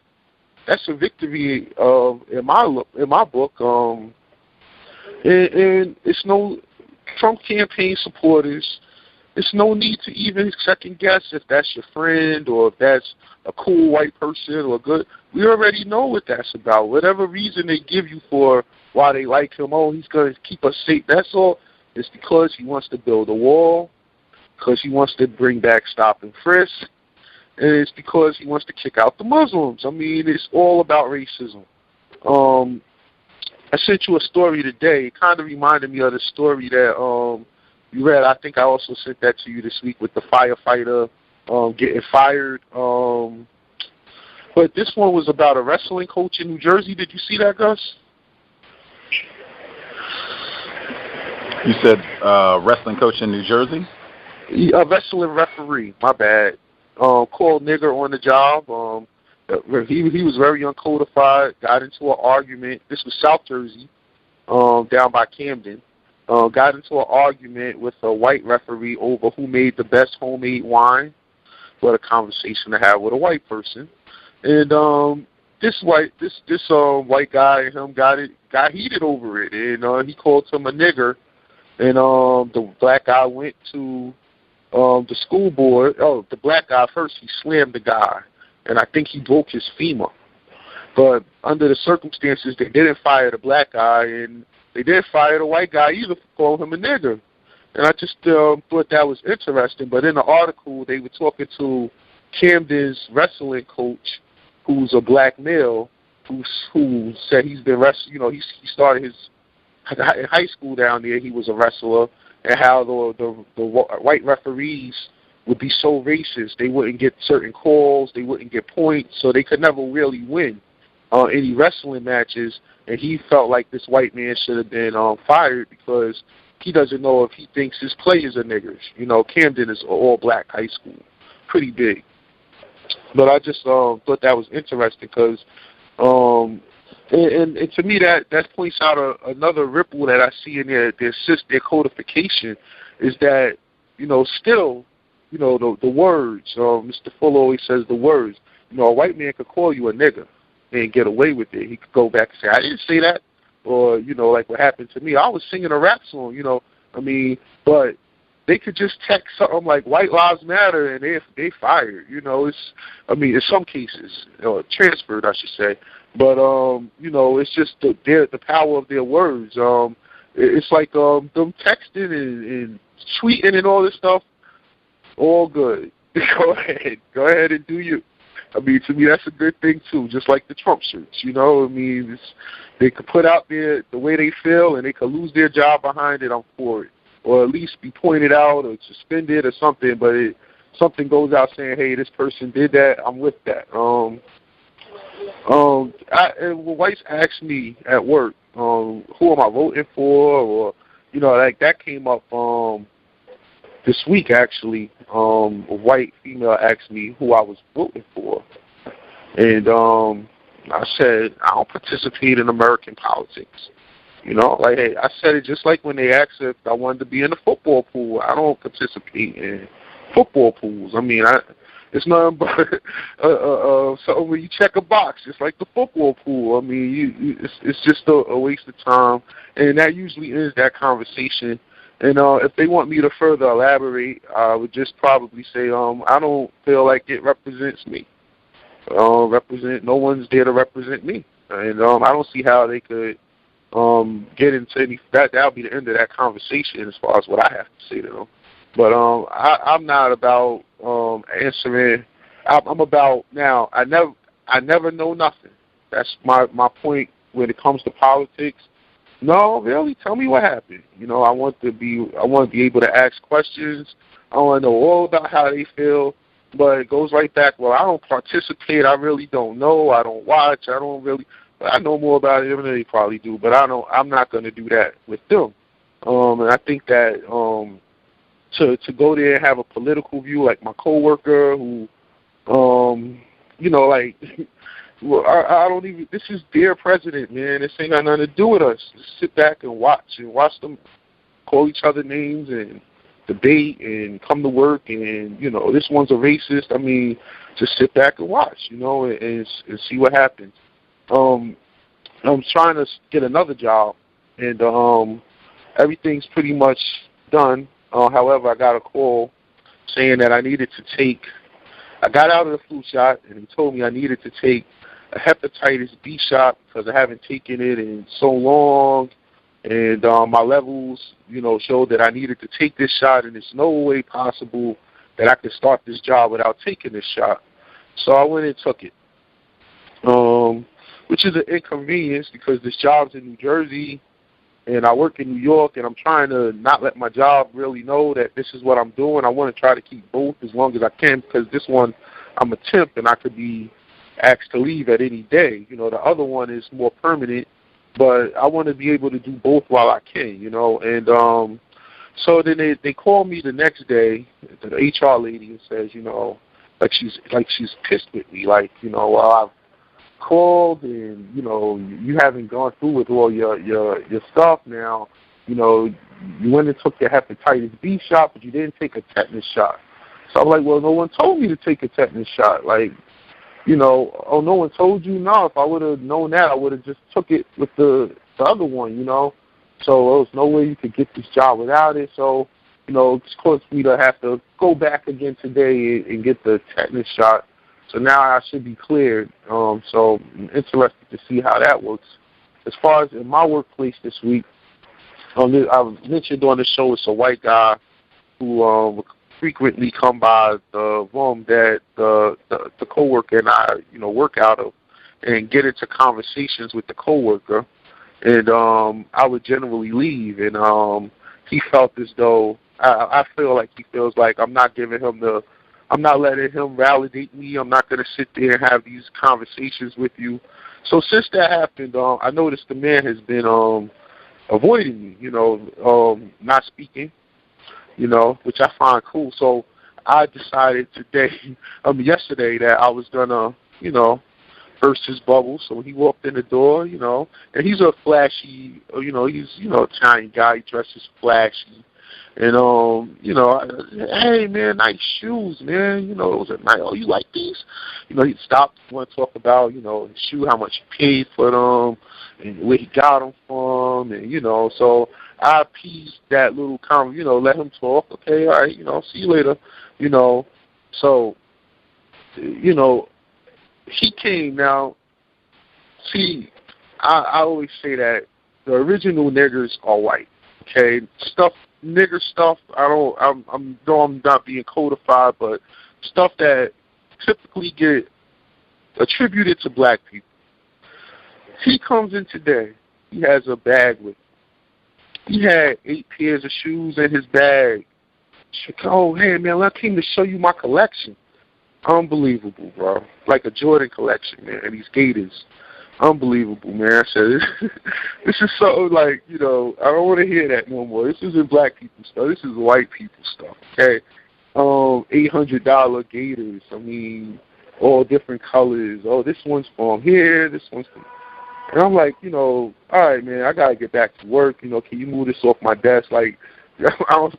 your day to get the little conversation was yesterday. It's over, But that was my observation, and I mute my line. Thank you. Wow. White man has brought his shoe collection to work to show off. That is well-meaning white, if I've ever seen one. Our caller in Michigan, did you have commentary you wanted to share? May I be heard? Yes, ma'am. Good evening, Gus, and to the callers and listeners. I did want to briefly chime in. I think it was September the 8th that I wrote in. I was sharing about the white male coworker that was extremely annoying. He was always just kind of bothering me. He sat next to me and would interrupt my day over just the most trivial things. And it was interesting because I couldn't call in that day, and I think you read it the following week, which was a Thursday, and then that very next Friday, he quit. So he was only working for about a week and a day, and he quit. He quit that Friday, the next Friday. It was very abrupt. He got a lot of training within that week that he was there. And it was just really interesting because he was like, well, I got a better position and it pays more money and I just can't, I'm just not interested in working here because I have a better opportunity.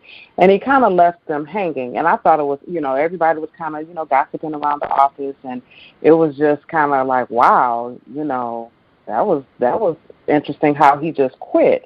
But what really blew my mind was, now that was September the 8th. A week later, he quit. And this past Tuesday, he was in the reception. He came back to the office, and he met with the office manager. So he was gone for 3 weeks and came back to ask for his job back.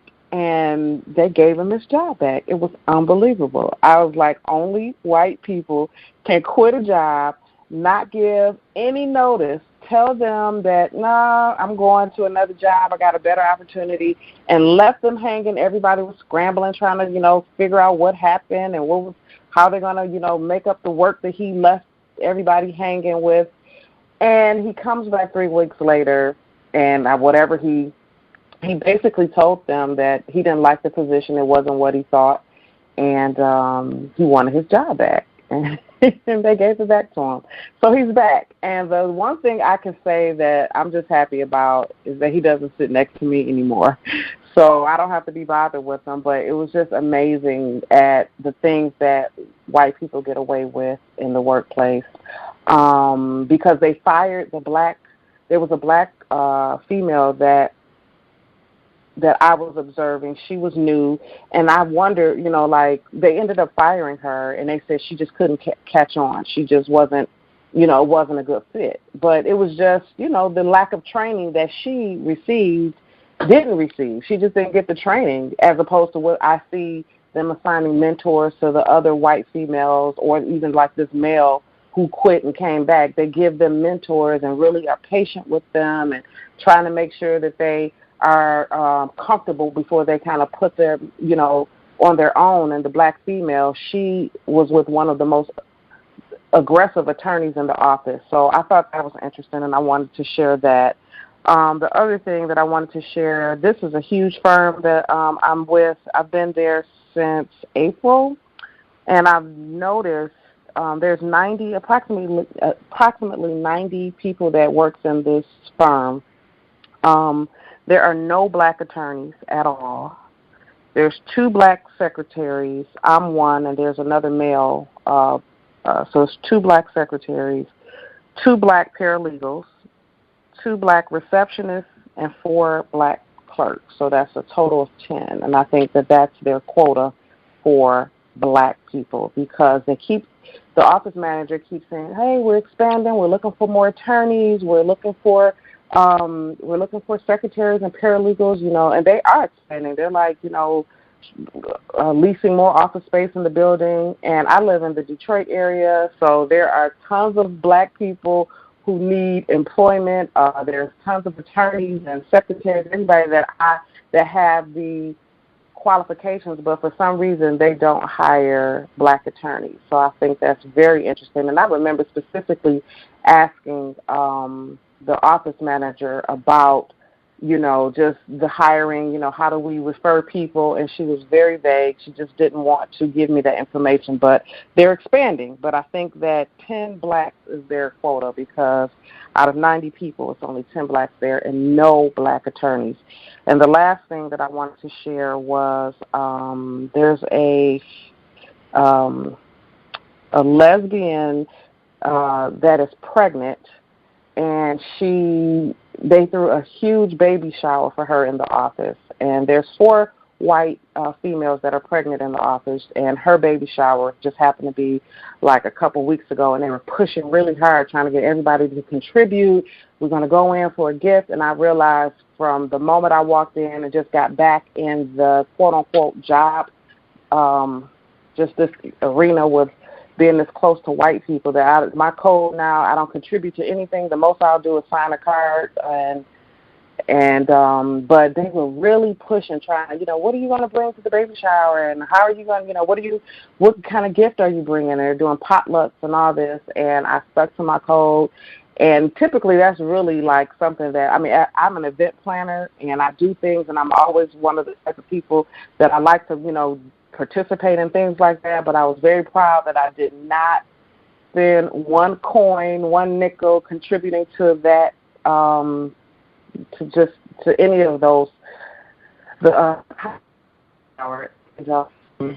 my code. I don't do that. I just refuse to contribute to that, and I didn't even attend. It was during the lunch hour, and I just, became busy and couldn't, get away from my desk. So, just moving forward, they have wedding, showers in the office, which I think is strange, because that's just not a part. To me, I think that should be done after work hours, and they're incorporating that into the work day. So I think that's kind of interesting that they do that.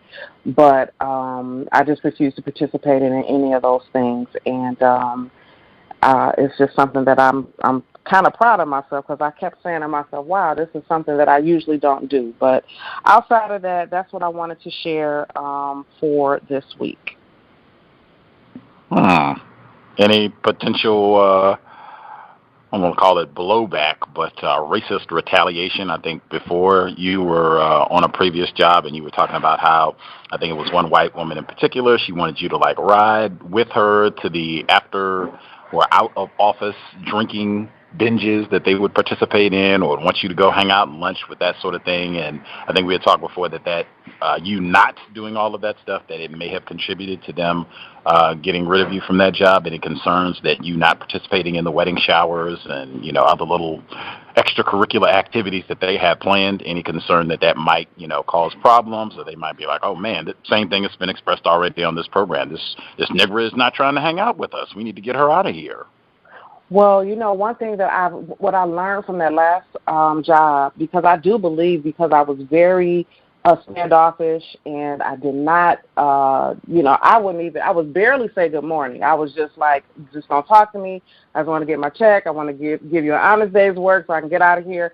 But I think that is exactly why I got fired. But in this environment, and just like you just gave the suggestion to the previous callers, I am very, good morning, how you doing? So I'm very consistent with my just being courteous.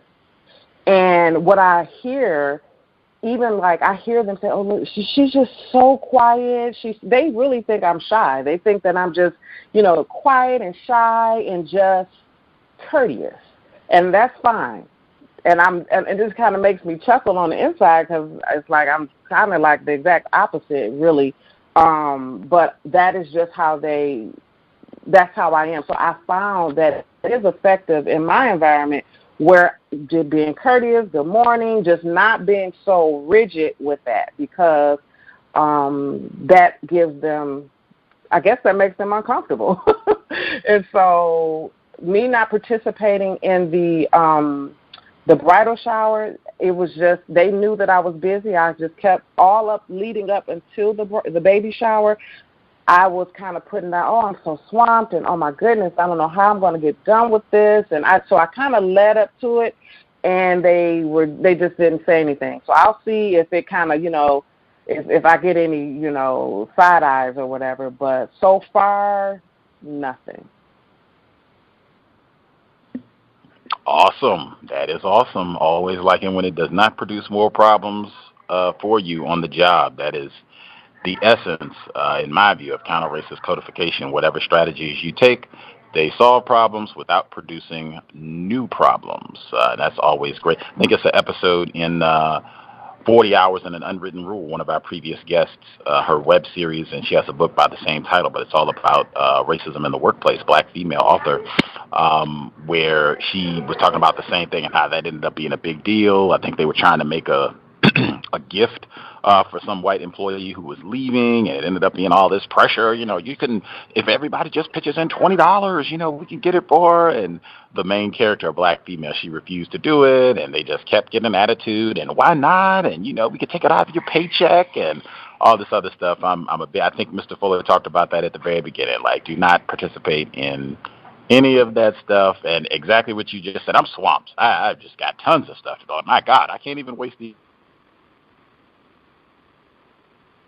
and just to have that be consistent, that I'm on task. We got lots of stuff to do, and I just do not have time to waste.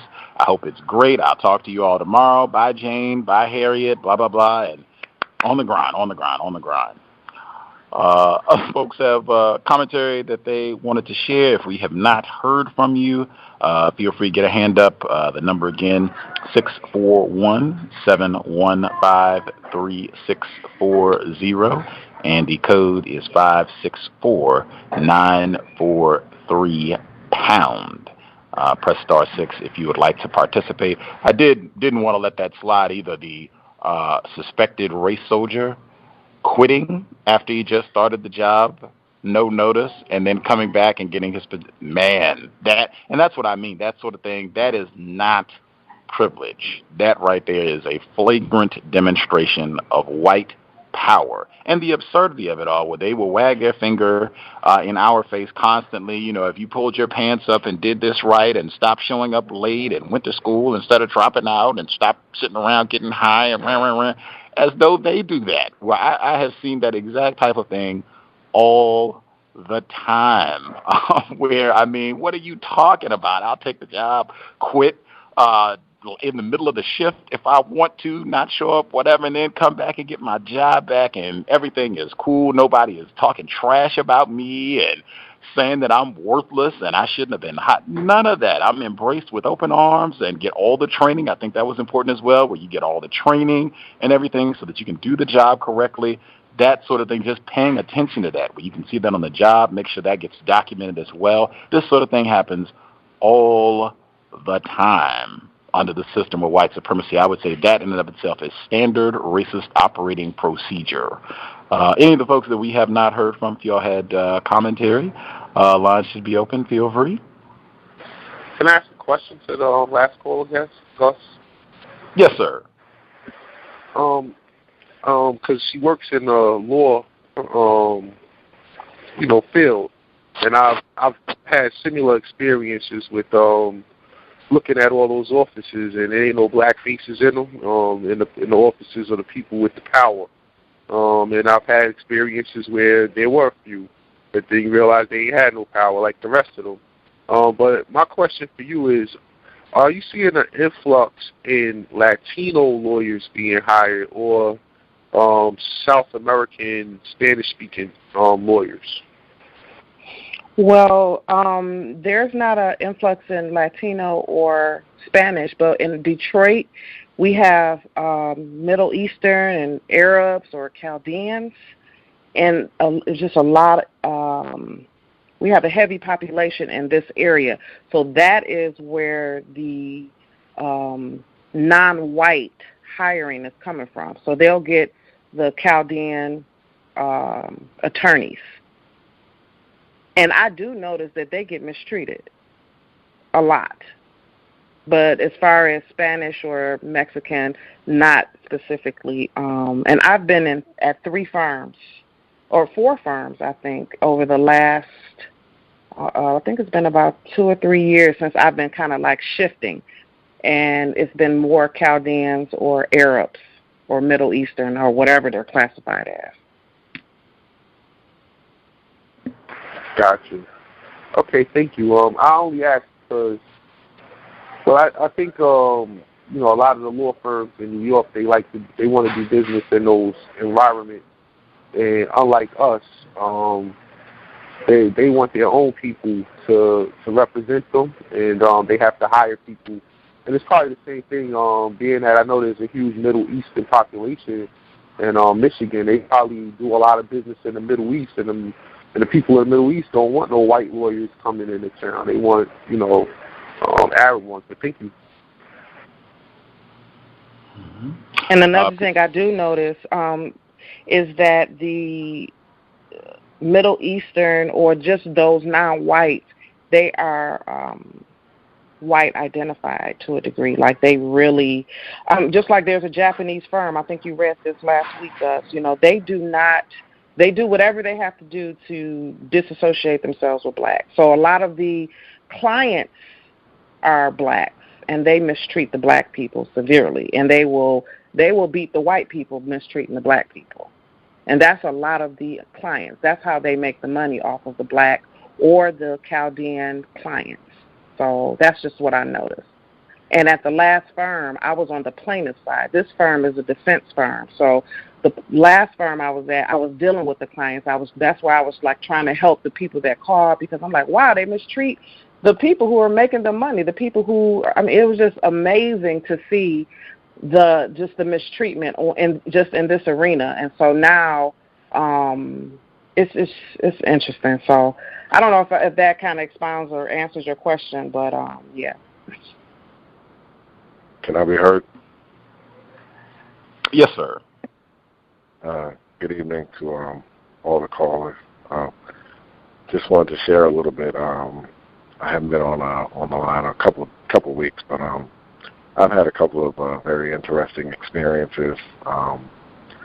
I possibly may be taking another position. I'm in mortgage sales, and so I was recommended to another company by a white female who has a black husband, and I find that very interesting because when the gentleman asked her, thanks, I was waiting for her, when the gentleman asked her about, hey, do you know anybody in the mortgage business? We're looking for, some good loan officers, stuff like that. And she said, oh, I know this guy, he's fantastic. And mind you, this woman hasn't given me a referral for any business in like 7 years. And I'm like, well, how would she know?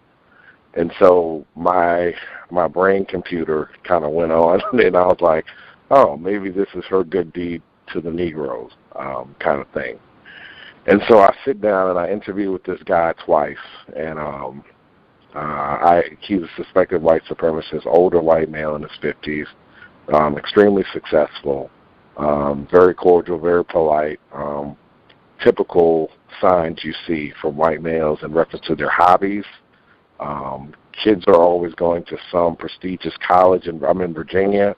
He hunts a lot. He fishes. Those are, to me, white supremacist male signs. But I went on another interview with him yesterday, and I'm sitting in his office, and he's just talking to me about, the company and all these great things, and we'd love to have you as an asset. And he starts talking about his numbers. And in our business, if somebody starts telling you their numbers, you can kind of tell how much money they're making. I know it's kind of rude at other jobs, but we kind of know. And this guy tells me his number and about how much he's going to make this year. And it equated to, I'll just throw a number out there so people can understand. It equated to almost maybe, $500,000. And mind you, in the mortgage business, everybody is white. Everybody. And so for any of us to even hit those numbers is fantastic. But he's telling me those numbers, and then all of a sudden he sits down and he just stares at me. He said, no, in this business, I have relationships with builders. And he said, I haven't done anything special my whole life. He said it was just all good timing. And he said, I don't know how you get out there and you hit the street and you hustle. He said, I just couldn't do it. He said, I would die if I were you. And immediately when he said that to me, my brain started just saying, all these people do is just pass business back and forth to each other. And a lot of them just literally have just no skill. And I just started thinking about all the people out here that could use jobs like this and need help, but don't even have the opportunity. And I tell people all the time. A lot of people do not agree with me, but because I've become less confused, the real estate markets, particularly in the United States of America, is all about white people making money off of each other and passing real estate back and forth. And the reason why I say that, and I'm not going to go off on too much of a tangent, is that when black people own real estate, it only has value when white people come into the neighborhood. And that's it. And literally all these people do is just do mortgages. They sell a house, they do mortgages, they make money off of each other. And it's just sad because, we have a tough time taking advantage of it. That's one story with this particular gentleman. The last thing I'll say is that I was in a meeting this morning. I run a lead share group, and we do business with each other. And all of a sudden, we started to talk about the community, and something popped up about a school budget. And I think I asked the question of how much does this county spend in reference to education, and then a white female, who I know, she starts sitting there, and she was like, well, we need to talk about welfare mothers and their 14 tattoos. And that was my immediate sign of, okay, they're going into racist white supremacist mode. And they just went off on welfare mothers and how they're having these additional kids. These people aren't doing anything. They're not good for anything. And there's one gentleman there that kind of was looking at me. He's another white male, but I wasn't codified with him a long time ago. And immediately when she said 14 tattoos, he looked at me like, uh-oh, because he knew that they were talking about black people. And that's just been my week. I am going to take this position because if they're giving, like Mr. Fuller says, if they're giving out opportunities, you take it. But I'm just trying to think of more codified ways that I could help black people get into this industry. And then one more thing, I was in my office and a black female walked in. She worked in another title company. She worked at a company, and she said, where's the receptionist? I said, she's not here. You can give me the donuts and stuff like that. And I took them to the back. And then I was leaving the interview, and this woman called me, and she said, can I just ask you a question? And I just gave her my business card. She said, can I ask you a question? I said, yes. She said, do you ever see other black people in the mortgage industry? And I just started laughing. I said, no, there's no black people. I said, I might be the only one.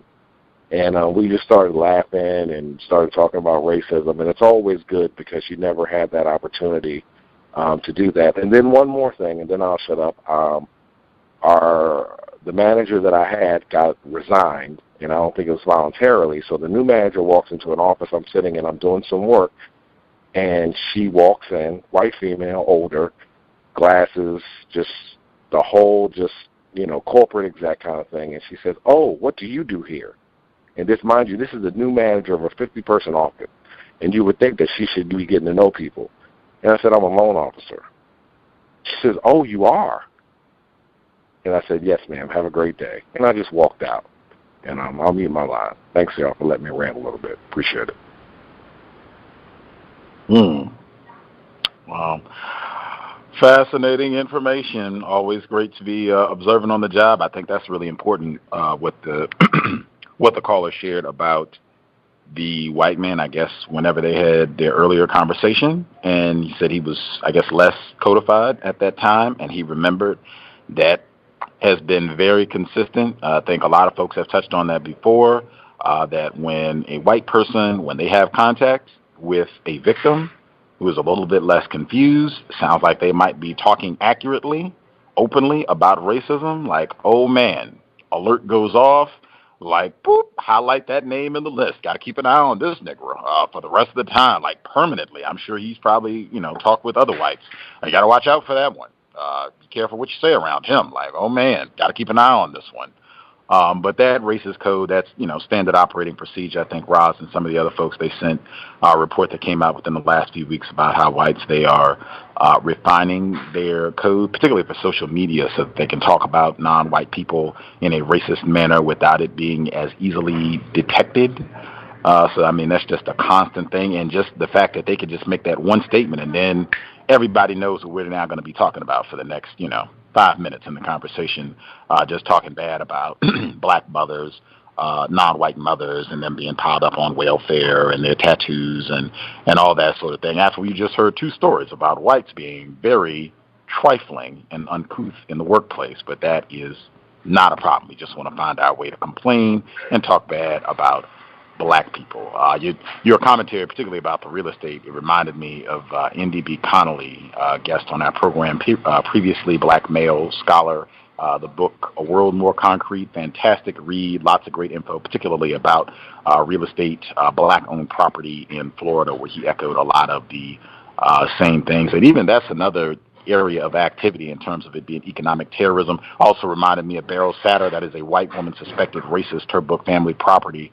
She was on the program and it talks specifically about real estate in Chicago, where both books, the exact same thing, just 2 different locations and different method of how whites terrorized black people with regards to see exactly, the caller stated, rife with white supremacy, as all areas of people activity are. And in my view, deliberately working to make sure that black people are not, allowed in that industry, not in any great number, not allowed to make any money, and certainly the property. We're going to be, deciding where we allow you niggers to own anything, if we allow you to own anything at all, and then we might decide to take it back, in a matter of days, if we choose to do so. Anybody else that we have not heard from? Make sure we don't miss anybody. Anybody that hasn't spoken yet? Do you have commentary you wanted to make sure you got in? Can I be heard? Yes, sir. Hey, good day or good evening, Gus and the Cows audience. Hey, y'all got some good stuff going on, so I'm trying to make mine short. Last time we talked, I talked with you about a family I'm doing some remodeling for, and I was telling you that the husband makes ammunition, and he makes about 1,000 rounds a day. The other day I was over there because the remodel is turning out to be much bigger than we initially started due to some damages. So I'm there. I had to go into an adjacent room to go disconnect some things that was attached to a wall I was dismantling. And all of a sudden something caught my eye on one of their doors, and because the light was off, I couldn't see it so clear, so I walked closer to it. I knew it was a shooting target, but because it was so dark, I didn't know exactly what the image was. So as I got closer, I noticed it looked like a zombie. And at first, it looked like a bum type of person or something. Then I looked closely, and it was a black man. The image was a black zombie. And I looked even closer to read the title that was up there, and it had the title Darkonics.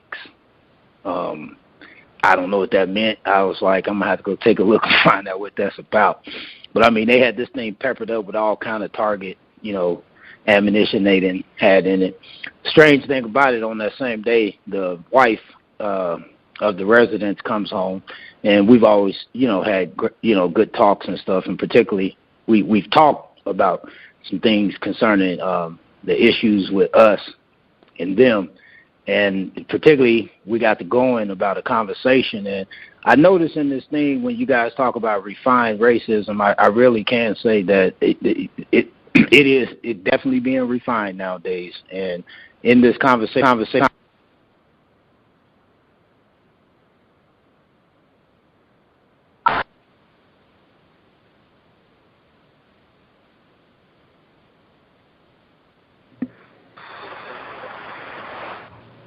I'm not sure if our caller got disconnected. If he did, I will look for his hand to come back on the line. Are you still with us, or did you get dropped?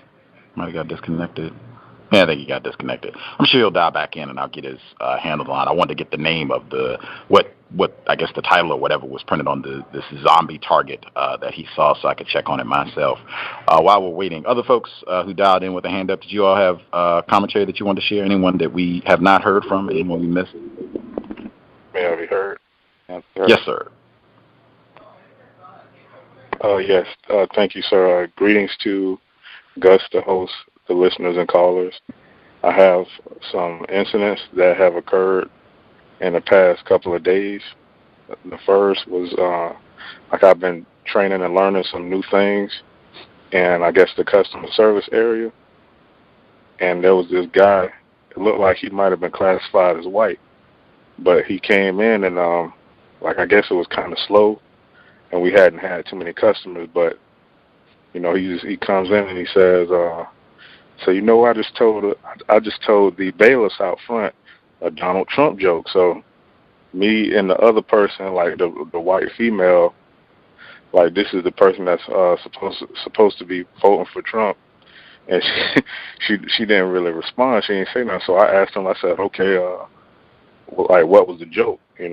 So he said something about, I'm going to try and say it the most accurate that I heard him say. He said, oh, if Trump becomes the president, he's going to make everybody wear trousers so that you can't see that dirty underwear or something like that. I don't know what that meant.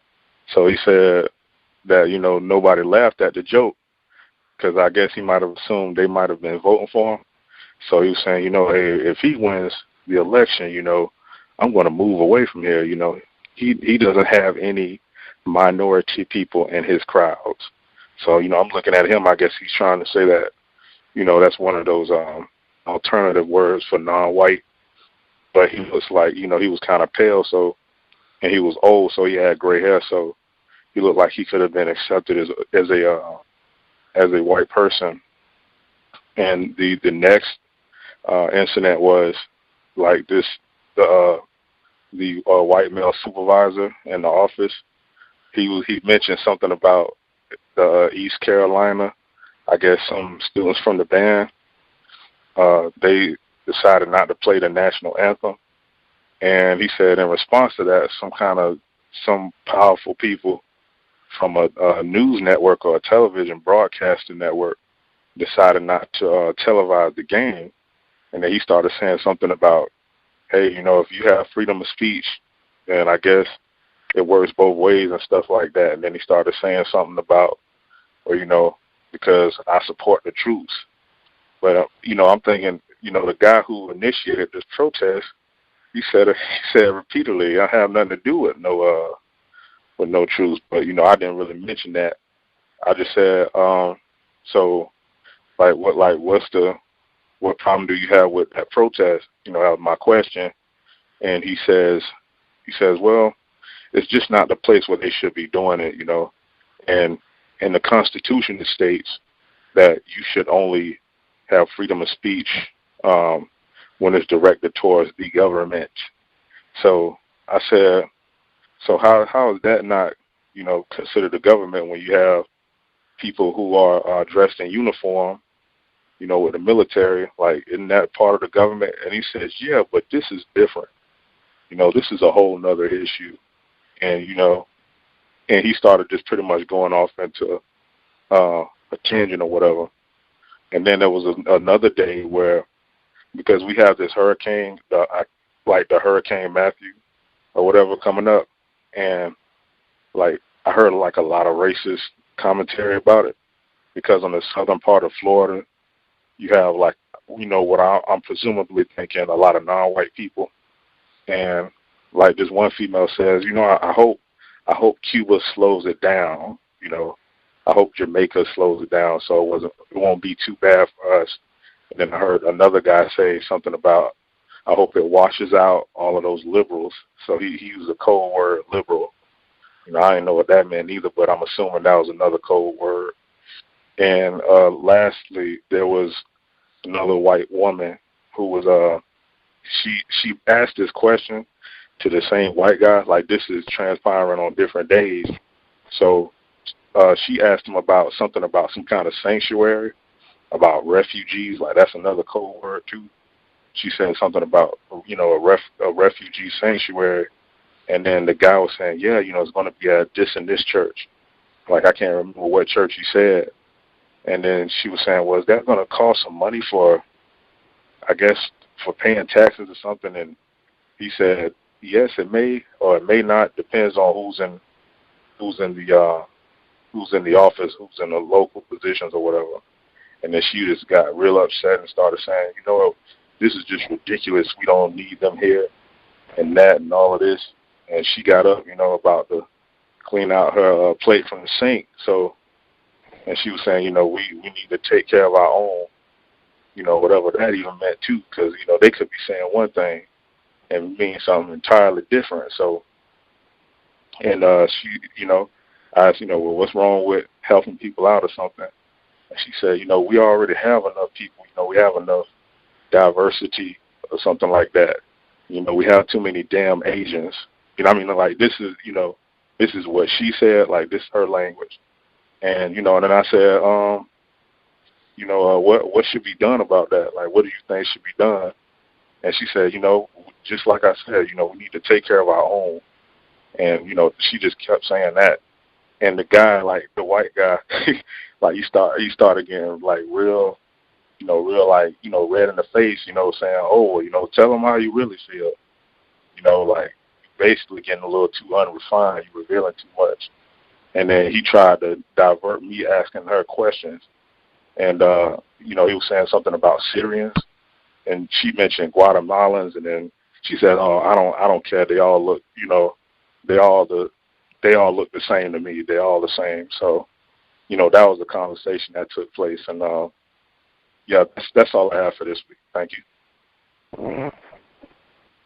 Fascinating. Wow. even with Hurricane Matthew coming and them, you know, talking about possibly evacuating different areas. I know they're dealing with that in Florida, North Carolina, South Carolina as well. I think Georgia as well. All the stuff that's kind of on the southeast coast. Looking at hoping it doesn't do too much damage. But even in the midst of a natural disaster, make sure we get our disdain for dark folks mentioned, and hoping that they are suffering down in Haiti and Jamaica. I think the report I saw today, they had 100 fatalities in Haiti alone. I'm not even sure about some of the other areas, but I know that was reported from Haiti specifically and how it had done a lot of damage in that area. But the tackiness abounds with the latter portion. That I think Thomas was talking about that right there, just having increased amounts of whites just being very flagrant with their commentary, where it's not refined and they're just, you know, making it plain. Their views, you know, Trump is my dude, and this is what I think, and you know, we got too many dark people here already. We got too many Asians. You know, we need to get rid of them, or you know, Guatemalans. They all looked at all of them. We got too many of them. Just get them on out of here. And that's the sort of thing, like I said before, about not getting upset about that sort of thing. If you have anybody on your job and they're talking that way, if you got your recorder, just record and let it ride, or if you want to take notes, just write down that happened. It's nothing else really need to be said. Or you can ask questions. That's great. What should be done? That's a great question. What should be done about this? Done about that, and write that down. Boop, boop, boop, write that down so I have date, time. Fascinating. And I'm not surprised that you had another race soldier present who might have seen questions being asked about this, and someone speaking being a bit too loose-lipped with all of this, trying to either divert the conversation, shift to something else, stop you from asking questions. Once again, whites cannot be ignorant about racism. Sounds like he was trying to do what he could to prevent her from saying too much on a job situation.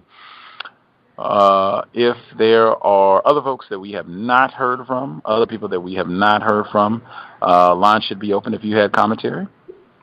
Gus, you heard from me already. I just wanted to say that the last report that I heard that there was 299 people dead in IAT, and if they're saying that there's 299, it's probably 600 because I always think Katrina. That's just how things go. They just, you just got to give a number, but it's probably twice that much. That's all I have to say. I'll mute my line. That is logical. Thanks for the update. No concern for Black lives, certainly in that part of the world. Anyone that we have not heard from? May I be heard? Yes, sir. Yes. Okay. This is calling from New Orleans, Louisiana, and I'm just gonna read an incident report that I filed 2 weeks ago. Just to not take up too much time. I don't have too much time anyway. But yeah, greetings to all the listeners and the callers. Greetings to the host. Okay, the incident report. This is in regards to an extremely disturbing interaction I observed between a teacher and a student during dismissal today, which was a few weeks ago. The teacher removed the student from the bus for eating snack while in line for dismissal. The teacher proceeded to yell at the student as to why he is constantly being sneaky and what has he to say for himself. The student didn't answer. The teacher then yelled at the student again in a very condescending tone, "You make me sick." The teacher then took some papers out of the student's backpack, wrote something on it, and threw his papers and bag to the ground for him to pick it up, then stormed inside. The teacher's actions toward the student was extremely rude and uncalled for. This behavior is in no way in line with our mission, values, beliefs, or school culture, and shouldn't have occurred. This incident needs to be addressed as soon as possible. That was an incident that I observed between a white female teacher and a third grader, black male.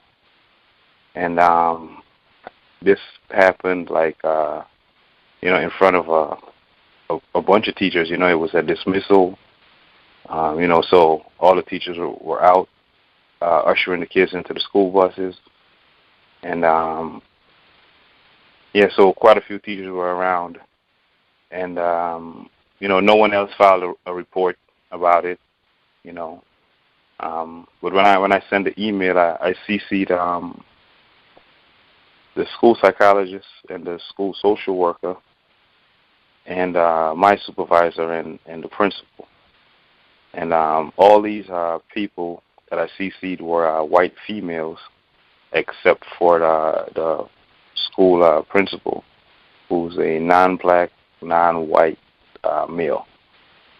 And since then, 2 weeks ago, nothing has happened, no action took. I followed up with the school psychologist, and she told me that she tried to follow up with the principal, and he told her he was going to follow up with me, but he never did get back to me. And I don't think anything is going to happen about it, And from what I've heard from other white teachers, that this other white female teacher, she has, done some things to some other students that, weren't. Well, I guess they said she was mean to other students before, and but none of them seem to have reported her. And another incident that happened at the job. One thing I want to say is, it's extremely important for non-white people to not engage in any kind of sexual relations with white people. That will extremely hamper your ability to counter racism. The non-white, non-black principal, he has a reputation for having unprofessional relationships with white females, and I think because of this, they practice racism on him, more easily. They have weight on him, or they just might be in some kind of a relationship with him. The one white female that he's in some kind of a relationship with now, she was promoted to some director 2 years ago, so she's a director now. And yeah, who knows how many other white females in the building, he has not had these, unprofessional relations with. But he created a position. The position wasn't there last year, so he created a position this year for a white female teacher. It's a position in operations, so she wanted to get out of the classroom. She expressed this to me and another black teacher last year, and she really talked bad about the principal and how he's unprofessional, and she said she wasn't returning this year, but we were surprised to see her back in a new position with a title, and probably a raise too. So he created this new position for her, and 2 months into the year, she quit. She quit last week, and so the position became open, and I actually attempted to apply for that position, because a lot has been going on in my classroom and stuff, and I wouldn't mind a change of position within the same company, Like I want to leave, but just listening to other callers and stuff, and Mr. Fuller also about there's probably some worse racists out there waiting on some other job for me, so I might as well just try to deal with the ones I know right now. But so I attempted to apply for the position, and I was seeking a meeting with him to talk about it, and he was kind of avoiding me. Pretty much I would schedule a meeting, and he would just say he doesn't have time. Can we meet after school? And I'm not the type to stick around. Once the job is over, I'm gone. And so he knows I'm like this. So yeah, but I did meet with him about a week later, and he said we were talking about the position, and he said to me, "Oh man, I don't think you're friendly enough for this position," And I'm like, friendly? I'm like, what do you mean? I'm like, I think I'm a pretty friendly guy, I'm a pretty friendly person. And he's like, nah, man. He's like, most of the time when I see you in the building, you're not smiling. And when I see you, I usually have to say something first, And I'm like, that's interesting, And I was like, in any event, I'll still like to apply for it. But if you can just send me the description, before you post it on the school website, and whatnot. And he said he would. But yeah, I don't think I'm gonna get that position.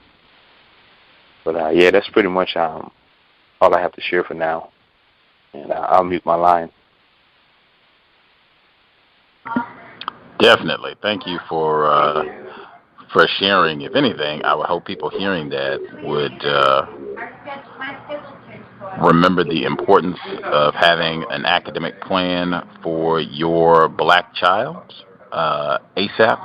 That is extremely important. The race soldiers, they will be waiting for your child if you send them off to public schools or whatever it is, that's what's going to be waiting for your child. I'm also reminded when I hear that what this white woman did, just totally violating this young black child. I mean, if you're in the third grade, we're talking about somebody that's probably 8 years old.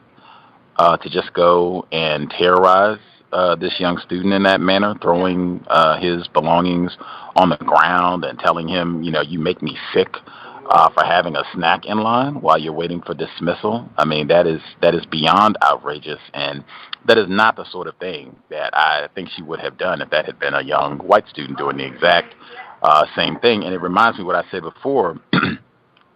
When we had the program, I think it was Dr. Travis Bristol, and we were having the conversation about the school-to-prison pipeline and racism in schools, and I maintain at the center of this problem would have to be white women if they constitute 70% of the teachers in public schools. I think Dr. Bristol, that was not his opinion. He vigorously disagreed. You can add that to the list. And I suspect someone like her would be viewed as friendly. No problem, no suspension or no form of punitive action taken for this incident, but you cannot get a promotion because you are not friendly. And, we have to speak to you first, in order to even get you to open your mouth. That's, the type of thing that black people deal with on the job. I am sure there are lots of folks here who have heard that in some way, shape, form, either being told that that's why you're not going to get a quality evaluation or why you can't get a promotion or a raise, that, you're just on the job. Lady in New York, did you have commentary? You should be with us as well. I don't like it when they leave me. Yeah, I know. Hello? Yes, ma'am. Yes, ma'am. For all the callers on the line, I just wanted to give an update about my employment situation with this terrible nursing home.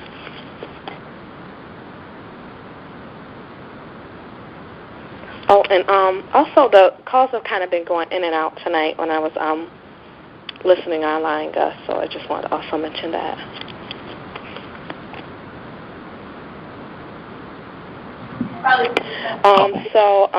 I quit the job that I was at like 2 weeks ago. I think it was like the 24th was the last day.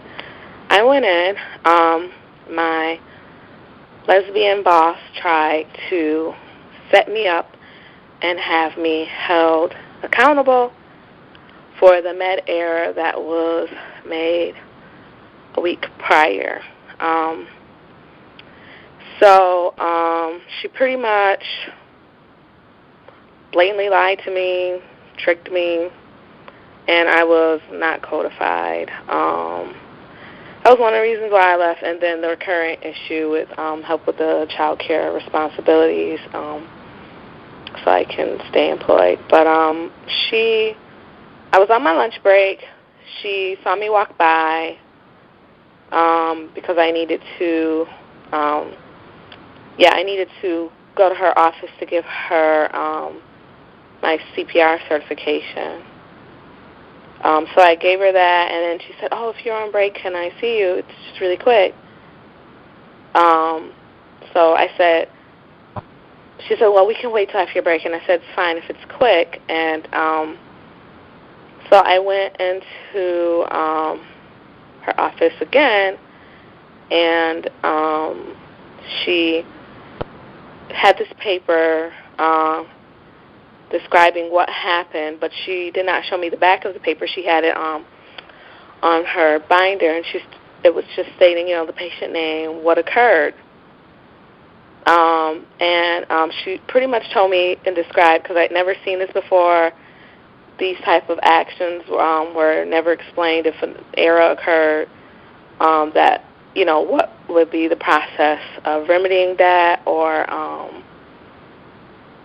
how we handle it. So I got this paper, and she told me it was just a witness statement and acknowledging that, we follow proper protocol, called the nurse practitioner, but these are all the things that I did do. So I signed the paper, and I said, "Can I have a copy of it?"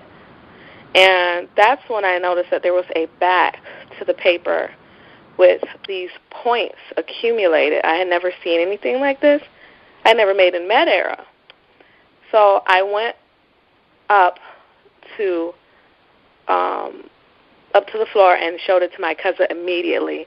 in which she grasped and put her hand on her mouth. I was like, you signed this? And I said, yeah, what the heck is this? What's going on? I don't know what this means. And she, said a couple of profanities, but she said that bitch just set you up, just kind of like that. And she told me if anybody comes in here, they're going to say you made the med error, and you are going to be the blame because she prefers the other nurse, which was a black female, but the turnaround rate is so high at this place. The longest person on the floor that's an LPN has been there for 8 months. This person has been there, and which is the white woman who causes havoc as well. This woman has been there for 6 months. So these are the two longest LPNs. So my cousin gave me some advice, and she called her sister, who's also a nurse, and because we can pull up records, she said, okay, this is what I want you to take note of, and you're going to call the state because you did not do that med error. I don't want you to think you did it because you're kind of a new nurse. They're manipulating you, and this will be, if she so chooses, points on your license to where you can get demoted or where you can get your license taken away or, revoked or some type of disciplinary action. But it shouldn't be so because you didn't do the error. You followed procedure. The other nurse gave this man his medicine an hour and a half to 2 hours before and didn't sign off on it, so that's why it came up. That's why you administer his med, because they had convinced me the week prior that I had done the error. And then again, when I talked to my cousin, she said that's not true. They wanted to convince you because they want you to take the fall for it, and also because you're not with the union yet because you haven't done your 90 days. So, again, she got on the phone with my other cousin, her sister, and, literally gave me a bullet point of this is what you're going to do. And I said, so where is she? I'm going to leave. I can't believe she just did this. So I went looking for her. She was already on the floor because I guess she couldn't sense that something was going on.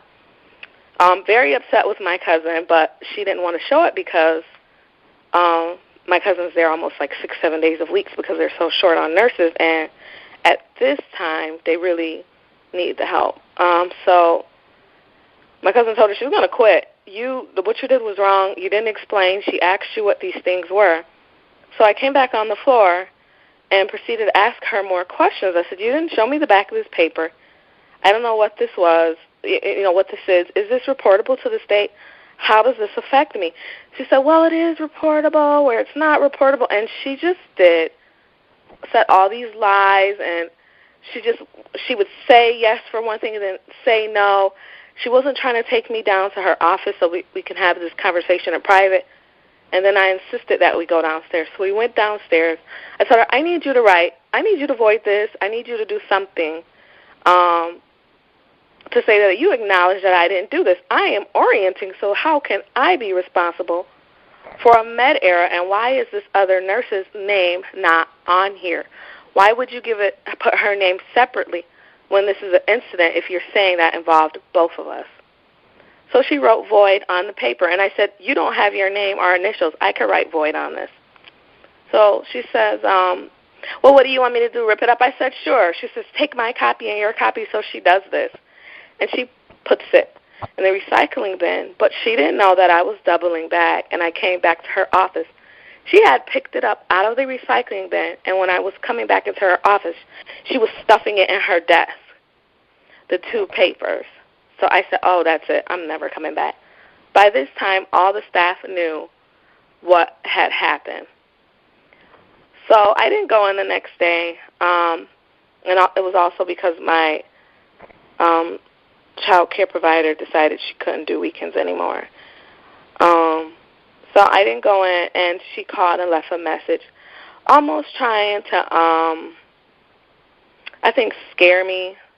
And she left a message saying, I'm going to take this that you voluntarily quit and, resigned, and also that, from my understanding, you're violating HIPAA laws and that I stole patient information, recorded it, and took it home, which is not correct.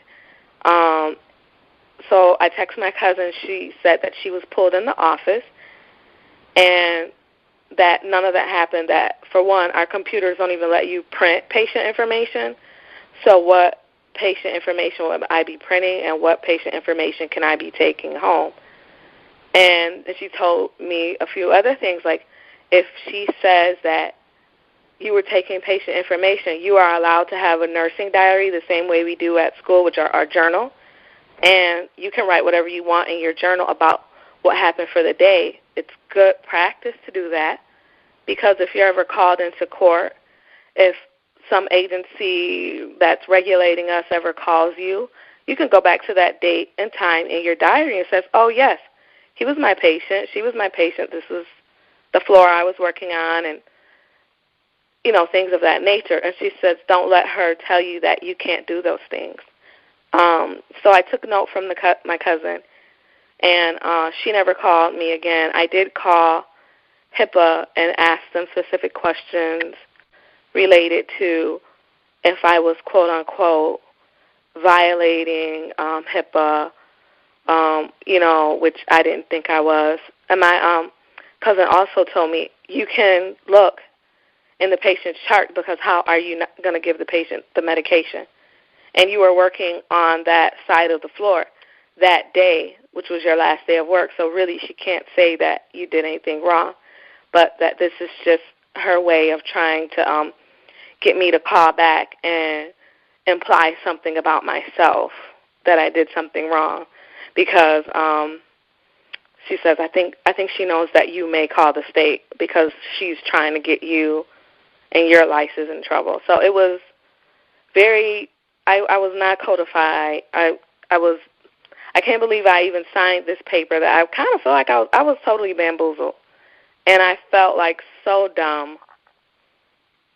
I'm like, how can she just smoothly just kind of, you know, and I was really, I don't know if I want to go back into nursing anymore because it's just so much drama and scapegoating, especially with the nursing homes primarily. So anyway, that was my workplace racism. White boss preferred the other black nurse over me, so I was supposed to take the blame for the error. I'll mute my line. Thank you for sharing. I think anyone that has heard Lady in New York sharing over the past few weeks or months, I guess, the time that you've been on this job, it seemed like this was a horrendous situation going all the way back to the policy and procedure being so tattered and incompetently assembled when you first started out, that we thought that was about how things were going to go on the job. Just to say really quick, I would again encourage being patient with yourself in this situation. All of us are still learning, and all of us are still being terrorized and victimized. So, you know, if racists, if they abuse you, as you said, if they come in and they're able to deceive us where we don't quite grasp what's happening, just, you know, patient. It seems like after you figured out, you know, what was going on, and certainly shout out to your cousin, outstanding illustration of black self-respect, cousin pitching in to kind of help you see what was going on and how this was kind of being manipulated so that you could be the one that gets in trouble for this, even though you didn't do anything incorrect and you were still in your training session. So definitely appreciation to your cousin. But then once you started figuring out asking questions, that is centerpiece of what counter-racism is supposed to look like on the job. Just asking questions. It will take you right where you need to go, particularly if something incorrect is happening. And I mean, just the everything that you shared about this place, having the white woman who's probably some sort of drug fiend on the job, stealing medication or whatever else she's doing, and making all these errors and crying and manipulating the environment with her white tears, and the poorly constructed policy and procedure manual that was put together, and everything else in terms of, and I think wage theft, there were so many different things, violations that you shared. Her verbally, when you're present, saying that she's going to take these write-ups, that she'll take them and put them in the recycling and we'll just dump them, and then as soon as you leave, to fish them out of the recycling bin and put them back in there. I mean, that is the epitome of white identity, of racist behavior, and particularly from white women, just the treacherous nature of that. So, oh yes, we're going to throw it away, and then as soon as you leave to go snatch it out and put it. I mean, not even a whole lot that you can say about that. Just if you're out, if you're exiting, you're not going back. I'm glad to hear it. Might even be worth considering you calling and reporting violations in terms of what took place, what you saw from them. That might even be good, because it sounds like these folks are going to try to mess your career up long term, particularly since you asked questions and kind of foiled their plan. They might even try to do things to disrupt you getting future employment, or just trying to do anything to besmirch your reputation. So it might be good for you to go on a counteroffensive yourself and report some of the violations that you observed while you were there. And certainly same thing for your cousin, because I'm sure they're going to try and get her as well. The caller, in the time that we have left in the program, the caller, the last four digits, 1842. Are you with us? The caller at 1842. I am. Can I be heard? Yes, ma'am. Thank you for taking my call, and greetings to everyone on the call. I'll make it quick because we only have a few minutes. But everything on my plantation is pretty much the same, but I have tried a few different things just to see what would happen. And I took like a couple of notes on them so I could talk really quickly about them. So there was an issue with the security officers, and all the security officers are non-white, they're black, and the one officer from 3 to 11 is Cameroonian, he's African. And I don't get into the particulars just because of my particular position. It's not good for me to, just be listening on a bunch of stuff. But from what I gather, he does not have a very positive working relationship with the other black women on this site, or even other sites that he's, like black American women, other sites that he's maybe filled in for. And so, it kind of like blew up the other day in like this confrontational situation, which I was not present for and made myself not be present for, so that I didn't have to like answer anybody's questions or anything. But oftentimes, folks will try to talk to me about it, like, the females will try to talk to me about it. And I like codified my response with that.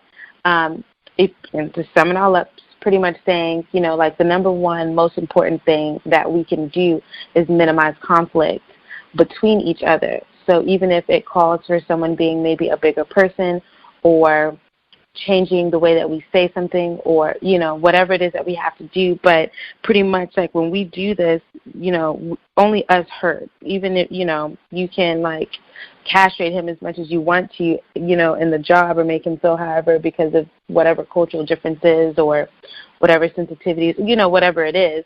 But in the end, you're only making white racists happy, because they really do get off on that. Like they love to sit in the office and talk about, black people bickering and all that kind of stuff, or the Latinos bickering in the housekeeping and stuff like that. So that was something that's like my codified response.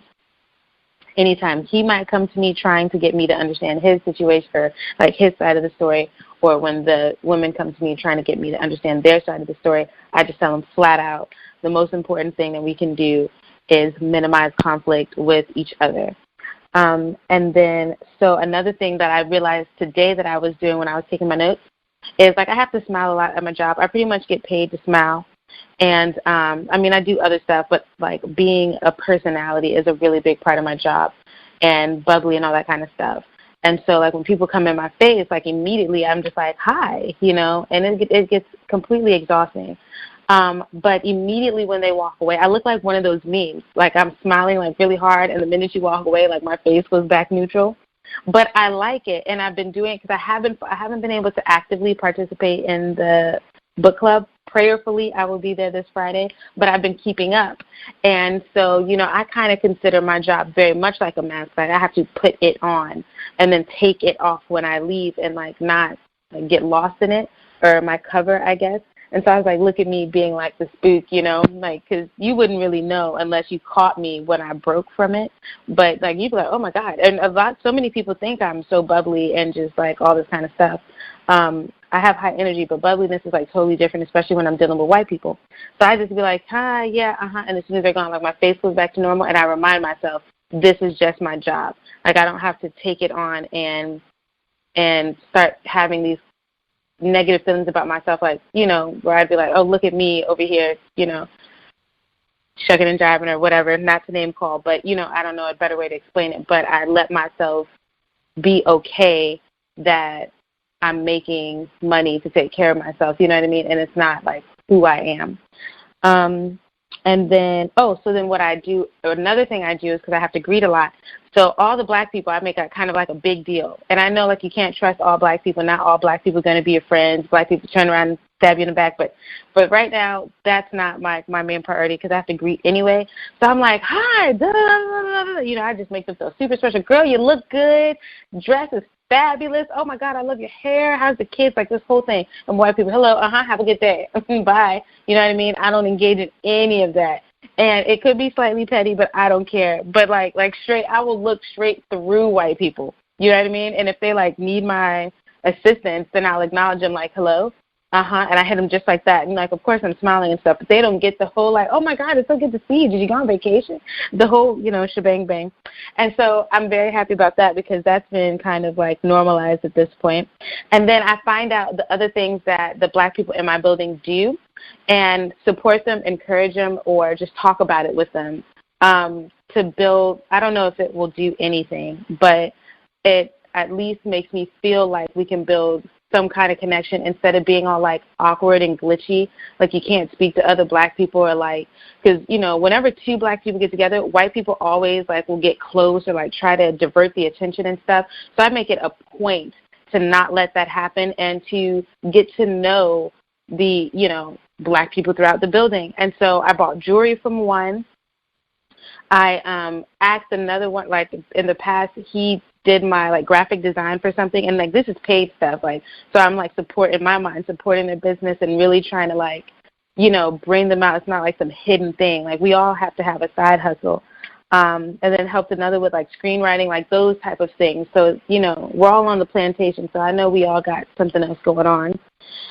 And then I finally have embraced, not finally embraced it, like, for other people. I totally was with VGQ for other folks, but for me, because I sometimes struggle with being okay just even saying no, like saying whatever it is I want to say. Of course, not at work all the time, but sometimes yes at work. You know, people will want to, like, persuade me to participate in something or whatever, and I'll just be like, no, that's not for me. And with I don't have many coworkers. The team is really small, but the building's like 700 folks.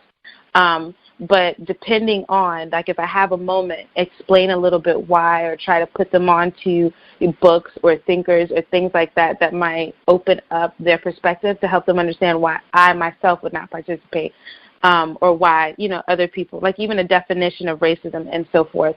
So kind of trying not, because I'm not going to lie, I'm kind of petrified right now. I mean, I won't say petrified because that means that I'm unable to move, but I am a little scared. Like, I'm not going to lie. I have a brake light out in my car, and I'm like, I haven't changed it yet. I'm just praying to God I don't get pulled over. But at the same time, I don't want to be so scared that, and I have been in the past, I won't lie, that I don't speak at all, and, like, only in the confines of my home, or which is, like, you know, nobody, you know what I mean?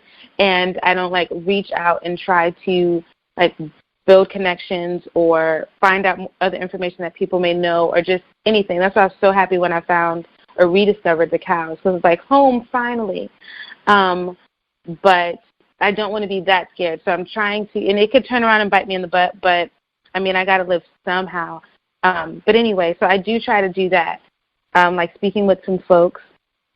Okay, and then here's like a petty story really quick. How much time do we have? Okay, I'll try to be really quick. This white guy, we have a candy bowl in the front lobby. I spend like an hour and a half, 2 hours in the front lobby just talking with people. And this guy, he frustrates me so much. And I've been there for like 2 years. And he's so rude when it comes to this candy. Like, you can be standing, I'll be standing right next to the candy, and he will literally reach over me, reach in front of me, like, never look at me, like, turn red in the face, like, it's so uncomfortable, right? And so one time there was this, like, 2 weeks ago, this black woman was sitting there getting candy. We have it's an assortment of candy. So she's like, ooh, I think I want this, and I want this. And I'm like, girl, you can take whatever you want. You know, we're sitting here talking about this whole candy thing. He walks up behind her, and he's just like, he gets frustrated that she's picking through the candy and picking out what she wants. So in that moment, I just was livid. So I watched him, like, literally, like, made eye contact with him as he walks over to the elevator. And I look at him look at him. You know what I mean? Like, this is not your candy, you rude, you know, explicitives, you know. And I was like, bet, you know what I'm saying? The elevator door closed. There was no more candy in the building until, like, yesterday. And people were like, where's the candy? Where's the candy? I said, there is no more candy. I'm boycotting the candy. So every day he would walk past looking for the candy, and I would look at him in his eyes, letting him know, you get no candy. But anyway, of course, I had to return the candy. But it felt good to do it because I feel like they be fucking with us. So I fucked with him for a little bit. Whatever. And no one could say anything. If they wanted to be like, oh, what's up with the candy, I would just be like, oh, it's getting delivered or whatever. But I'm not going to lie. It was petty. It was super petty. But I did do that so I could giggle a little bit at work. And, yeah. Oh, and then the woman whose story you read, or not story, but her account this, like, earlier in the show, she's a doctor. And like I said, I haven't been able to participate actively in the book Live Time, but in the last one, he's talking to the light-skinned guy, pretty boy something, and he's talking about getting an education and why that's important. You've already alluded to that perspective may change. I have never wanted to get out of school. I love learning. I love being in school. Money was the thing, so I've been out, but I hate being where I'm at now. Not that I think that becoming a doctor I won't deal with racism, but at least I could do more. You know, like right now I feel so restricted in what I can do. Like I can't do anything really other than, like, you know, parties and candy and menial conversation. But he said, like, there was a part in the book where he talks about how to be educated, just to be educated. Like, it doesn't necessarily matter how much money you have, and how someone would walk around with, like, even a newspaper and a pen, and that would just show that they were literate, and how that in and of itself is enough. And that made me kind of happy too, because I don't like what I do. Well, that's a lie. I like what I do if everybody was black, but because I deal with mostly white people, I don't like what I do because it's in a very, like, servile position, and I can feel all the, like, racist undertones and stuff. But education just for the sake of education, like just going as far as you can go just because you can, you know, and even if you don't graduate and make six figures right away, like, who cares? Just the fact that you know. I guess you have to carry in terms of debt, but that was something that kind of struck me because, no, you can't escape racism, but yes, it's very powerful to be educated. So when the system does come down and we replace it with a system of justice, you know, we'll have the doctors and lawyers and people who can sell real estate and teachers and all that kind of stuff. But this particular time, like I said, nothing bad has happened. I had a little fun. I'm reaching out a little bit more, and we'll see what happens. So thank you guys for taking my call because I know it's late. Thanks, everyone. Y'all have a good night. Appreciate that. Wow. I've seen lots of drama go down with the candy dish. Even had that happen on one of my different jobs where all kinds of chaos down over the candy dish. That's why I know this wasn't at your desk personally, but that's my recommendation, to not have anything at your work area that is not essential for you doing your job, whatever your duties entail. Nothing extra unnecessary, because that's just more of a target, more of a reason for racists to come and malinger in your area and mistreat you or steal the whole candy dish or whatever is going to come down as a result of that. I did want to make sure I got my commendation, and that is outstanding. Just really trying as best you can to encourage minimizing conflict amongst non-whites on the job. I know Pam has talked about that before, and other people who work where they might have a a significant number of other non-white people on the job, and the anti-blackness comes up, or just some form of squabbling amongst non-white coworkers and racists. They absolutely, that just becomes a form of entertainment for them. So that is massive. Just if you can really, as best you can, try to minimize that and get other people at the job. We don't have to be in love with each other. We don't have to, go out to lunch together, anything like that. Just we will minimize conflict. We will work together. We can all, get paid and move up the ladder and have as little conflict as possible. That will be our goal for non-white coworkers. So we can do that.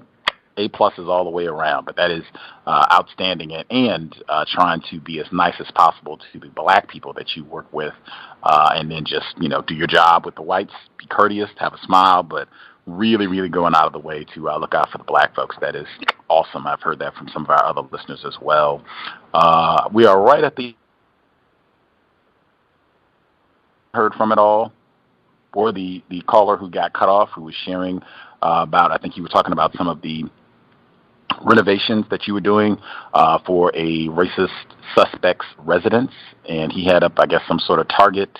These are the folks that were making ammunition you talked about last week. If that person is still with us, if you want to close us out, or anybody else who dialed in with a hand up that we have not heard from.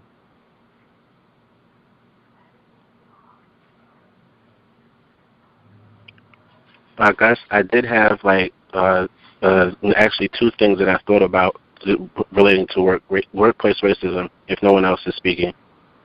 Go ahead. Okay, thank you.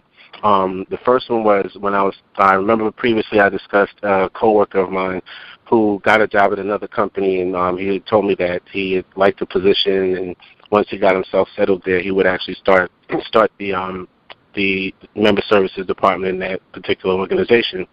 So I talked to him recently, and come to find out, excuse me, he started the job. He said that there was another white male, excuse me, who was hired at the same time that he was, and they both have essentially the same position. The company is owned by white Jewish people, and is based, and part of it is based, the home base is in Israel.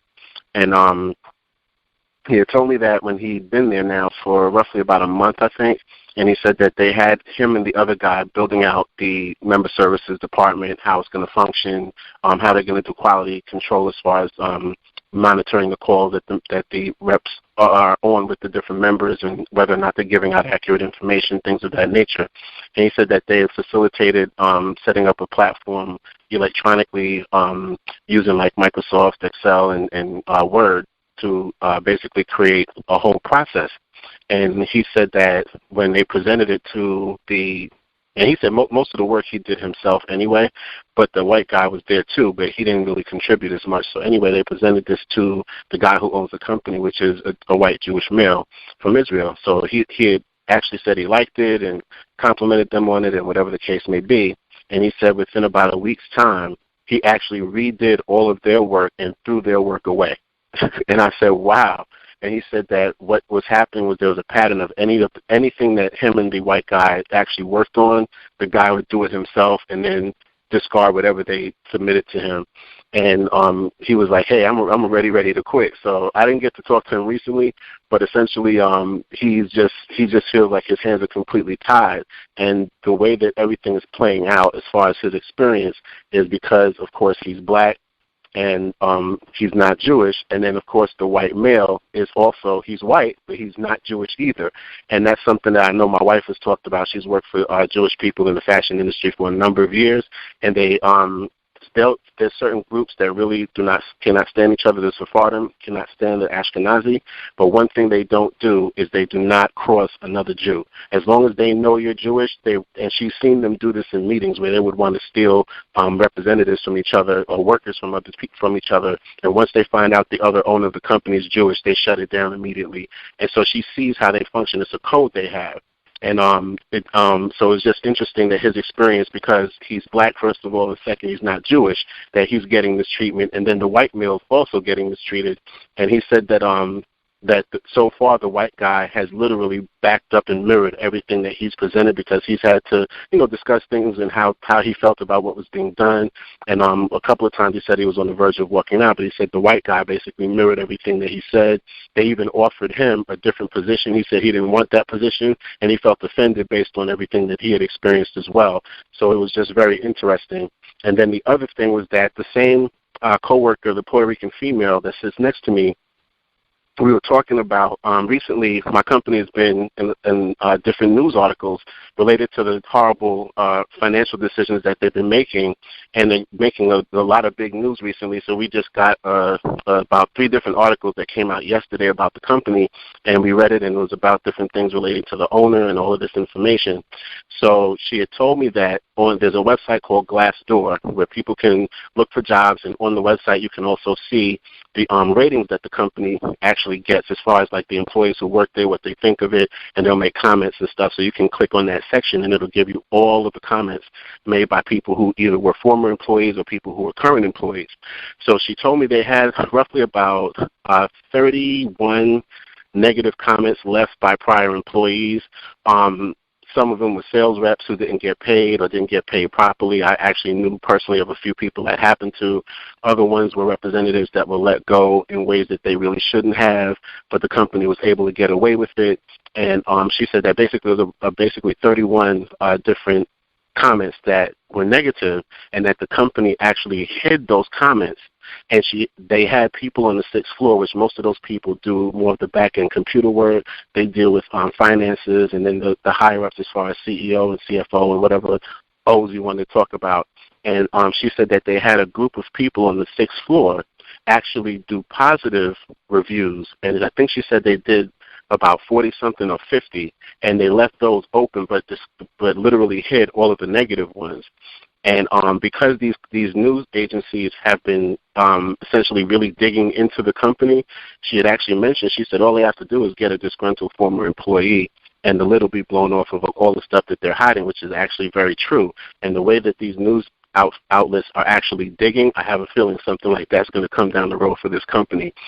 So yeah, it just goes to show, again, how they collectively work to lie and obfuscate reality, in the sense that all of these decisions now are escaping into the news, that people are talking about it. It's making big news because they're a startup company in New York State, but they're creating jobs now in Arizona and getting rid of the jobs in New York State, which is the state they're incorporated in. So, and they're also asking questions in the articles about the people who left, and the fact that they're not releasing how many, if any, took positions in Arizona, and how the employees felt about the way that the job is working out, because they're basically getting that things are unfair in this company, and the way that it's being done is not unfair, but I would say racist and inequitable. Excuse me, let me correct myself. And ultimately, it's just they lie about everything. So thanks again for listening to my Workplace Racism. I'll mute my line. All right, on. We will wrap there. We did our 3. We should be here tomorrow. Folks had other comments that you did not get on the air. For next week, we do it every Thursday, same time, 8 p.m. Eastern, 5 p.m. Pacific. The caller who was sharing, I believe, in Colorado, who was with us last week, was talking about the situation where he's doing some work at the house where they were making ammunition and what have you. Definitely would like to get the rest of your commentary, either if you can dial in and share it, on the air next week, or if you want to email, that will work as well. To Lady in New York, I think the audio, it was for like a second or two going out, a few points in the broadcast, but I think the archive should be pristine, shouldn't be an issue for anyone tuning in, and hopefully that will not be the case for the broadcast tomorrow. Thanks for everyone who called in, shared. I think always constructive to hear what folks are experiencing on the job, and hopefully as a result of hearing and thinking about these issues, we can all develop better techniques for things that we want to do, say, on the job to help avoid some of these problems, minimize conflict. I think that's been shared a lot this evening as well. We'll be here tomorrow. The book has been mentioned repeatedly. The Spook Who Sat by the Door, 4th study session. We are closing in to ending the book, but that'll be 8 p.m. Eastern, 5 p.m. Pacific tomorrow, and then we'll be here Saturday as well, the compensatory call-in, 9 p.m. Eastern, 8 p.m. Central, 6 p.m. Pacific this coming Saturday. If you have any questions, confusion, guest suggestions, gripes, complaints, feel free to drop an email until justice@gmail.com. Thanks again for tuning in. I will state once again, sobriety would be best under conditions of white supremacy. We are being attacked constantly, worldwide, all areas of people activity. We want to always make sure that we can make the best possible decisions to keep ourselves as safe as possible. You do not want to make the job of racist man, racist woman, racist child any easier by being inebriated so that we just aren't thinking clearly, aren't able to accurately grasp what's happening around us. Certainly do not want to be, if you're in a vehicle, intoxicated and Daniel Holtzclaw, any other race soldier, badge or no. With that, Creator, we ask that you help us remain patient with other black people, victims of white supremacy. We ask that you help us remain patient with ourselves. Remind us to demonstrate the highest levels of black self-respect at all times, in all places, each and every time we are in contact with another black person. It has been time. Replace white supremacy with justice immediately. Cal signing out. Thanks all for tuning in. Nigga, you so brainwashed. I'm a victim, brother. Problem. You're a victim. I'm a victim of 400 years of conditioning. Shut up. The man has programmed my conditioning. Even my conditioning has been conditioned.